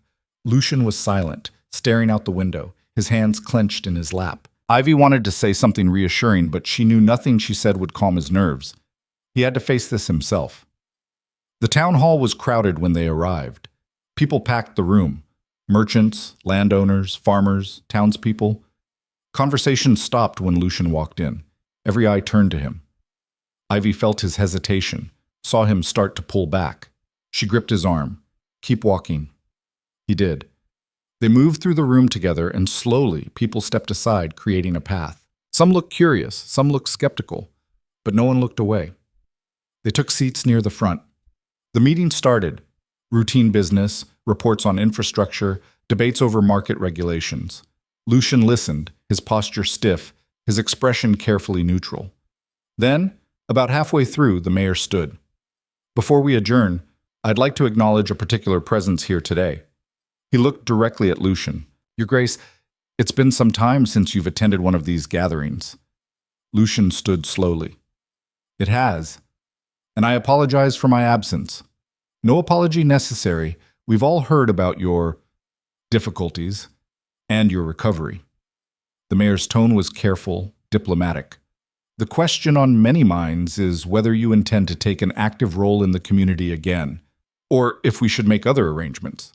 It was a challenge, politely phrased, but a challenge nonetheless. Lucian met the mayor's gaze. I intend to take a very active role. The past 3 years I was incapable, but I'm not incapable anymore.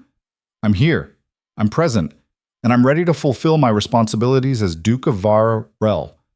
Murmurs rippled through the room.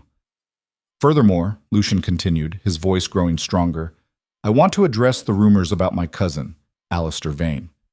It's true that he defrauded the estate. It's true that he attempted to have me declared incompetent so he could seize control, and it's true that he's currently evading justice. He paused. But none of that changes my commitment to this community. Thornvale has been neglected. I've been neglected. But that ends now. I'm going to rebuild the estate, restore its value, and contribute to this town the way my family has for generations. Someone in the back called out, That's easy to say, Your Grace, but can you actually do it? Lucian didn't flinch. Watch me. The room went silent. Then slowly, someone started clapping, then another person, then more. Within seconds, the entire hall was applauding. Ivy felt tears prick her eyes. Not because the applause was overwhelming, it wasn't, but because it was genuine. These people were willing to give Lucian a chance, and that was more than either of them had expected. When the meeting ended, people approached. Not everyone. Some still kept their distance, wary or skeptical. But enough. A merchant asked about contracting with the estate for supplies. A landowner offered advice on managing tenants. A widow thanked Lucian for replacing Mrs. Crail, who'd apparently been rude to half the town. By the time they left, Lucian looked exhausted but lighter, like a weight had been lifted. That wasn't so bad, Ivy said as they climbed back into the carriage. It was terrifying. But you did it. Lucian leaned back against the seat, closing his eyes. I couldn't have done it without you. Yes, you could have. No, I would have turned around and walked back out, or never shown up in the first place. He opened his eyes, looking at her. You keep me moving forward, even when I want to stop. Ivy reached for his hand. Then I'll keep doing it. The weeks that followed were a blur of activity. Lucian attended every town meeting, every council session, every event he could manage. At first, people were cautious, then curious, then accepting. Slowly, the town began to see him not as the broken duke who'd been hidden away, but as someone capable and committed. Ivy worked alongside him, managing the household, meeting with tenants, learning the intricacies of estate management. It was hard work, harder than anything she'd done as a physician's assistant. But it was also satisfying. She was building something, creating something that would last. One afternoon, about 2 months after the wedding, Clara came to Ivy with news. There's a letter, she said, holding out an envelope. From the magistrate. Ivy took it, her stomach tightening.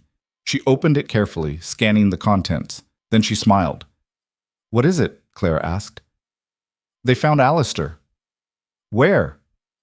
"France. He was trying to board a ship to America." Ivy read further. "He's been arrested, extradited back to England. He's going to stand trial for fraud and theft." Claire's eyes widened. "Will he go to prison?" "If the magistrate has his way, yes. For a very long time." Ivy found Lucian in the library, going over tenant contracts. She handed him the letter without a word. He read it slowly. When he finished, he set it down and exhaled. "It's over," he said. "It is. I thought I'd feel different, triumphant or something." Lucian looked up at her. "I just feel tired." "That's because you've been fighting for 2 months straight. You're allowed to be tired." "I don't have time to be tired." "You have time." Ivy crossed the room and sat beside him. "The estate isn't going to collapse if you take a day off, or even a week. You've proven yourself, to the town, to me, to yourself. You can breathe now." Lucian stared at her. Then, slowly, he nodded. "All right. One day.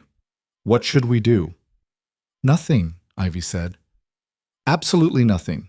We sleep in, we eat breakfast in bed, we sit by the fire and read, no meetings, no contracts, no responsibilities." "That sounds impossible." "It's not. It's called rest. I hear it's very popular." Lucian laughed. "All right. One day of nothing." They kept their promise. The next morning, they stayed in bed until almost noon.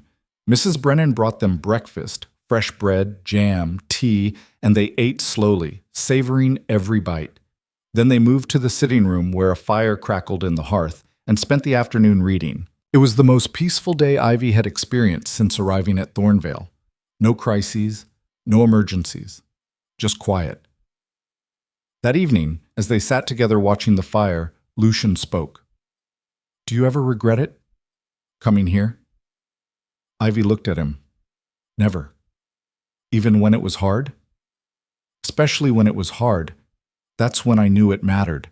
She shifted closer to him. "My whole life, I've been invisible. Just someone people used when they needed something and forgot about when they didn't. But here, with you, I'm not invisible. I matter. What I do matters. That's worth more than any amount of comfort or security." Lucian's expression softened. "You've never been invisible to me." "I know. That's why I stayed."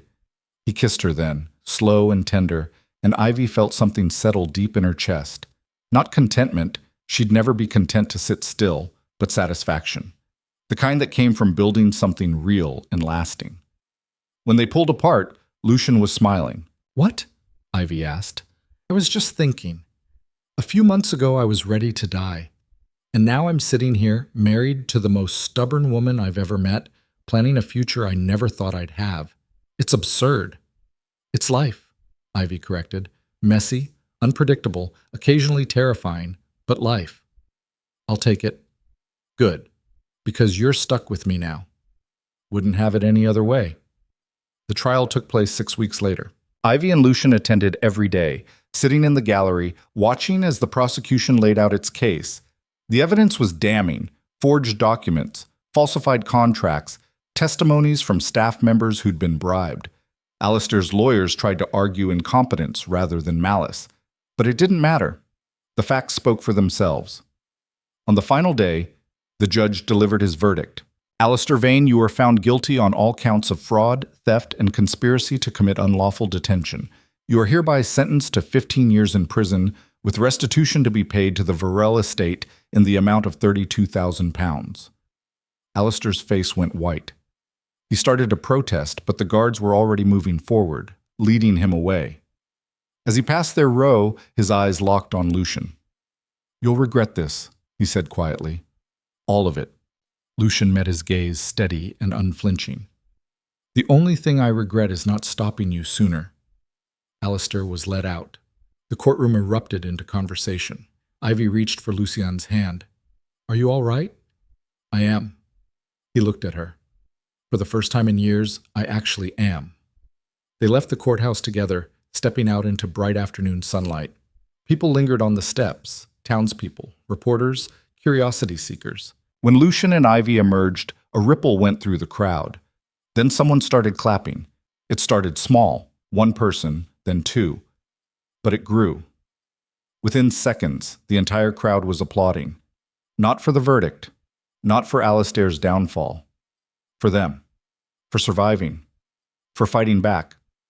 For refusing to be broken. Ivy felt tears on her cheeks. She didn't bother wiping them away. Lucian squeezed her hand. We did it. We did. What now? Ivy looked out at the crowd, at the town that had doubted them and was now celebrating them, at the future stretching out ahead. Uncertain, challenging, but theirs. Now we go home, she said, and we keep building.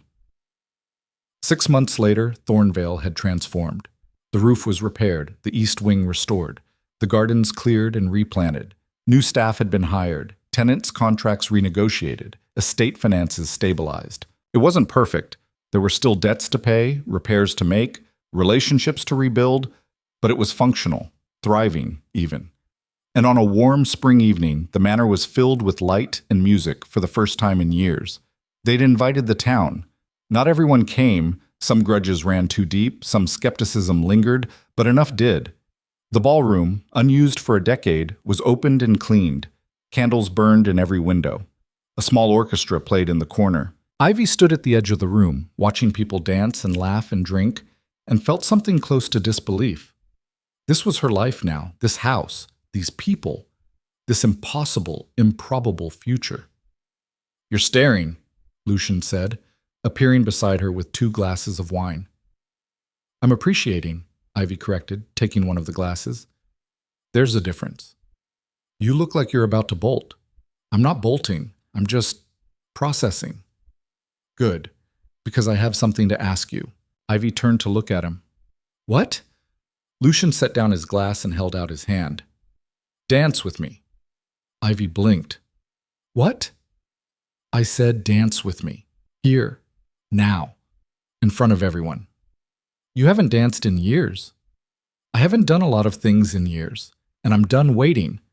His eyes were bright, challenging. So, will you dance with me? Ivy looked at his outstretched hand, at the man who'd gone from broken to whole, from prisoner to partner, from barely surviving to fully living, and she smiled. Yes.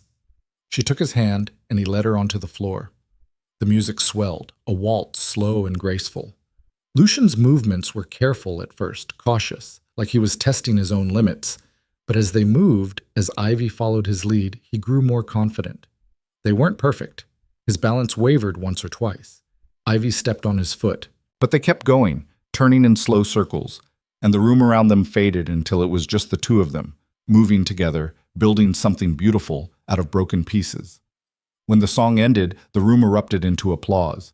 Lucian pulled her close, breathing hard, grinning like a fool. We did it. You danced, Ivy said, her voice choked with emotion. I danced. He pressed his forehead to hers. 3 months ago, I couldn't walk. Tonight, I danced. With you. In front of everyone. You're showing off. Absolutely, and I'm not done yet. He pulled back and raised his voice, addressing the room. Thank you all for coming tonight, for giving me, a chance to prove that Thornvale isn't dead, that the Verrill name still means something, and that sometimes the impossible is just the beginning. More applause. People raised their glasses, toasting, celebrating. Lucian turned back to Ivy. I have one more thing to say. What? 6 months ago, this woman walked into my house and refused to let me die. She fought for me when I'd stopped fighting for myself. She broke down doors, stood up to judges, and married me in front of a courtroom full of strangers. His voice was steady, certain. She's the reason I'm standing here tonight, and she's the reason Thornvale is still standing. So when people ask me how I recovered, how I survived, how I rebuilt, I tell them the truth. I didn't do it alone. I did it with her. Ivy's vision blurred with tears. Lucian, thank you, he said quietly, for everything. She couldn't speak, could barely breathe. So she just pulled him close and held on, and the room around them erupted into applause again, louder this time, joyful. And in that moment, standing in a house that had almost been their tomb, surrounded by people who'd written them off and then changed their minds, Ivy realized something. They'd won. Not just the estate, not just the title, not just the fight. They'd won their lives, their future, each other. And that was everything. Later, when the guests had gone and the house had quieted, they stood together on the front steps, looking out at the grounds. The moon was bright, casting silver light across the gardens, and the air smelled like spring, fresh, new, full of possibility. "I can't believe we pulled this off," Ivy said. "I can," Lucian replied. "You don't know how to quit." "Neither do you. I learned from the best." He wrapped an arm around her waist. "So what's next?" "What do you mean?" "We've rebuilt the house, restored the estate, danced in front of the entire town. What's our next impossible thing?" Ivy thought about it, thought about all the things they'd accomplished, all the battles they'd fought, all the odds they'd defied. And she thought about the future, still uncertain, still challenging, but theirs to shape. "I don't know," she said finally, "but whatever it is, we'll figure it out. Together? Always." Lucian smiled. Then he took her hand and they walked back inside, into the warmth and light of the house they'd fought so hard to save. Behind them, the door closed. Ahead of them, the future waited. And for the first time in either of their lives, they weren't afraid of what came next. Because they'd learned something in that storm-soaked manor, in those brutal weeks of pain and progress and impossible choices. Survival was just the beginning. Living, truly living, was the victory. And they'd claimed it. The morning after the ball, Ivy woke to find Lucian already dressed, standing at the window of their bedroom. Sunlight streamed through the glass, illuminating dust motes in the air, and for a moment she just watched him. This man who'd been a stranger 4 months ago and was now her entire world. "You're up early," she said. He turned, smiling. "Couldn't sleep. Too much on my mind." "Good things or bad things?" "Good things. Mostly." He crossed the room and sat on the edge of the bed. "I was thinking about what you said last night, about figuring out what's next. And I want to do something with this, with what happened to us." His expression grew serious. "There are people out there like I was, trapped, written off, told they'll never recover, and I want to help them." Ivy sat up, pulling the blanket around her shoulders. "How?" "I don't know yet. Maybe funding research. Maybe opening part of Thornvale to people who need recovery care. Maybe just telling our story so others know it's possible." He looked at her. "What do you think?" Ivy reached for his hand. "I think it's the best idea you've ever had." "You'd help me?" "Of course I'd help you. We're partners, that's what we do." Lucian's smile widened. "Then let's do it. Let's build something that lasts. Not just for us, but for everyone who comes after." Ivy squeezed his hand. "We will." And she meant it. Because they'd already done the impossible once. They'd turned a tomb into a home, a broken man into a fighter, a survival story into a love story. What was one more miracle? That afternoon, they walked through the gardens together, making plans, dreaming out loud, building their future one word at a time. The sun was warm on their faces. The flowers were blooming, and somewhere in the distance they could hear the sound of workers repairing the old stone wall that surrounded the property. Thornvale was alive again, and so were they. "You know what the best part is?" Lucian said as they reached the old fountain at the center of the garden, now cleaned and flowing with fresh water. "What?" "A year ago, I would have said the best part of my life was already over, that I'd peaked and everything after was just waiting to die." He looked at her. "But now I know the truth. The best part hasn't even started yet." Ivy smiled, tears pricking her eyes. "No, it hasn't." He pulled her close, and they stood there in the garden, wrapped in each other, surrounded by the life they'd fought so hard to build. And in that moment, Ivy knew, truly knew, that she'd made the right choice. Walking into that broken manor, refusing to give up, saying yes to a future that terrified her. Because sometimes the greatest victories don't come from playing it safe. They come from taking the fall and getting back up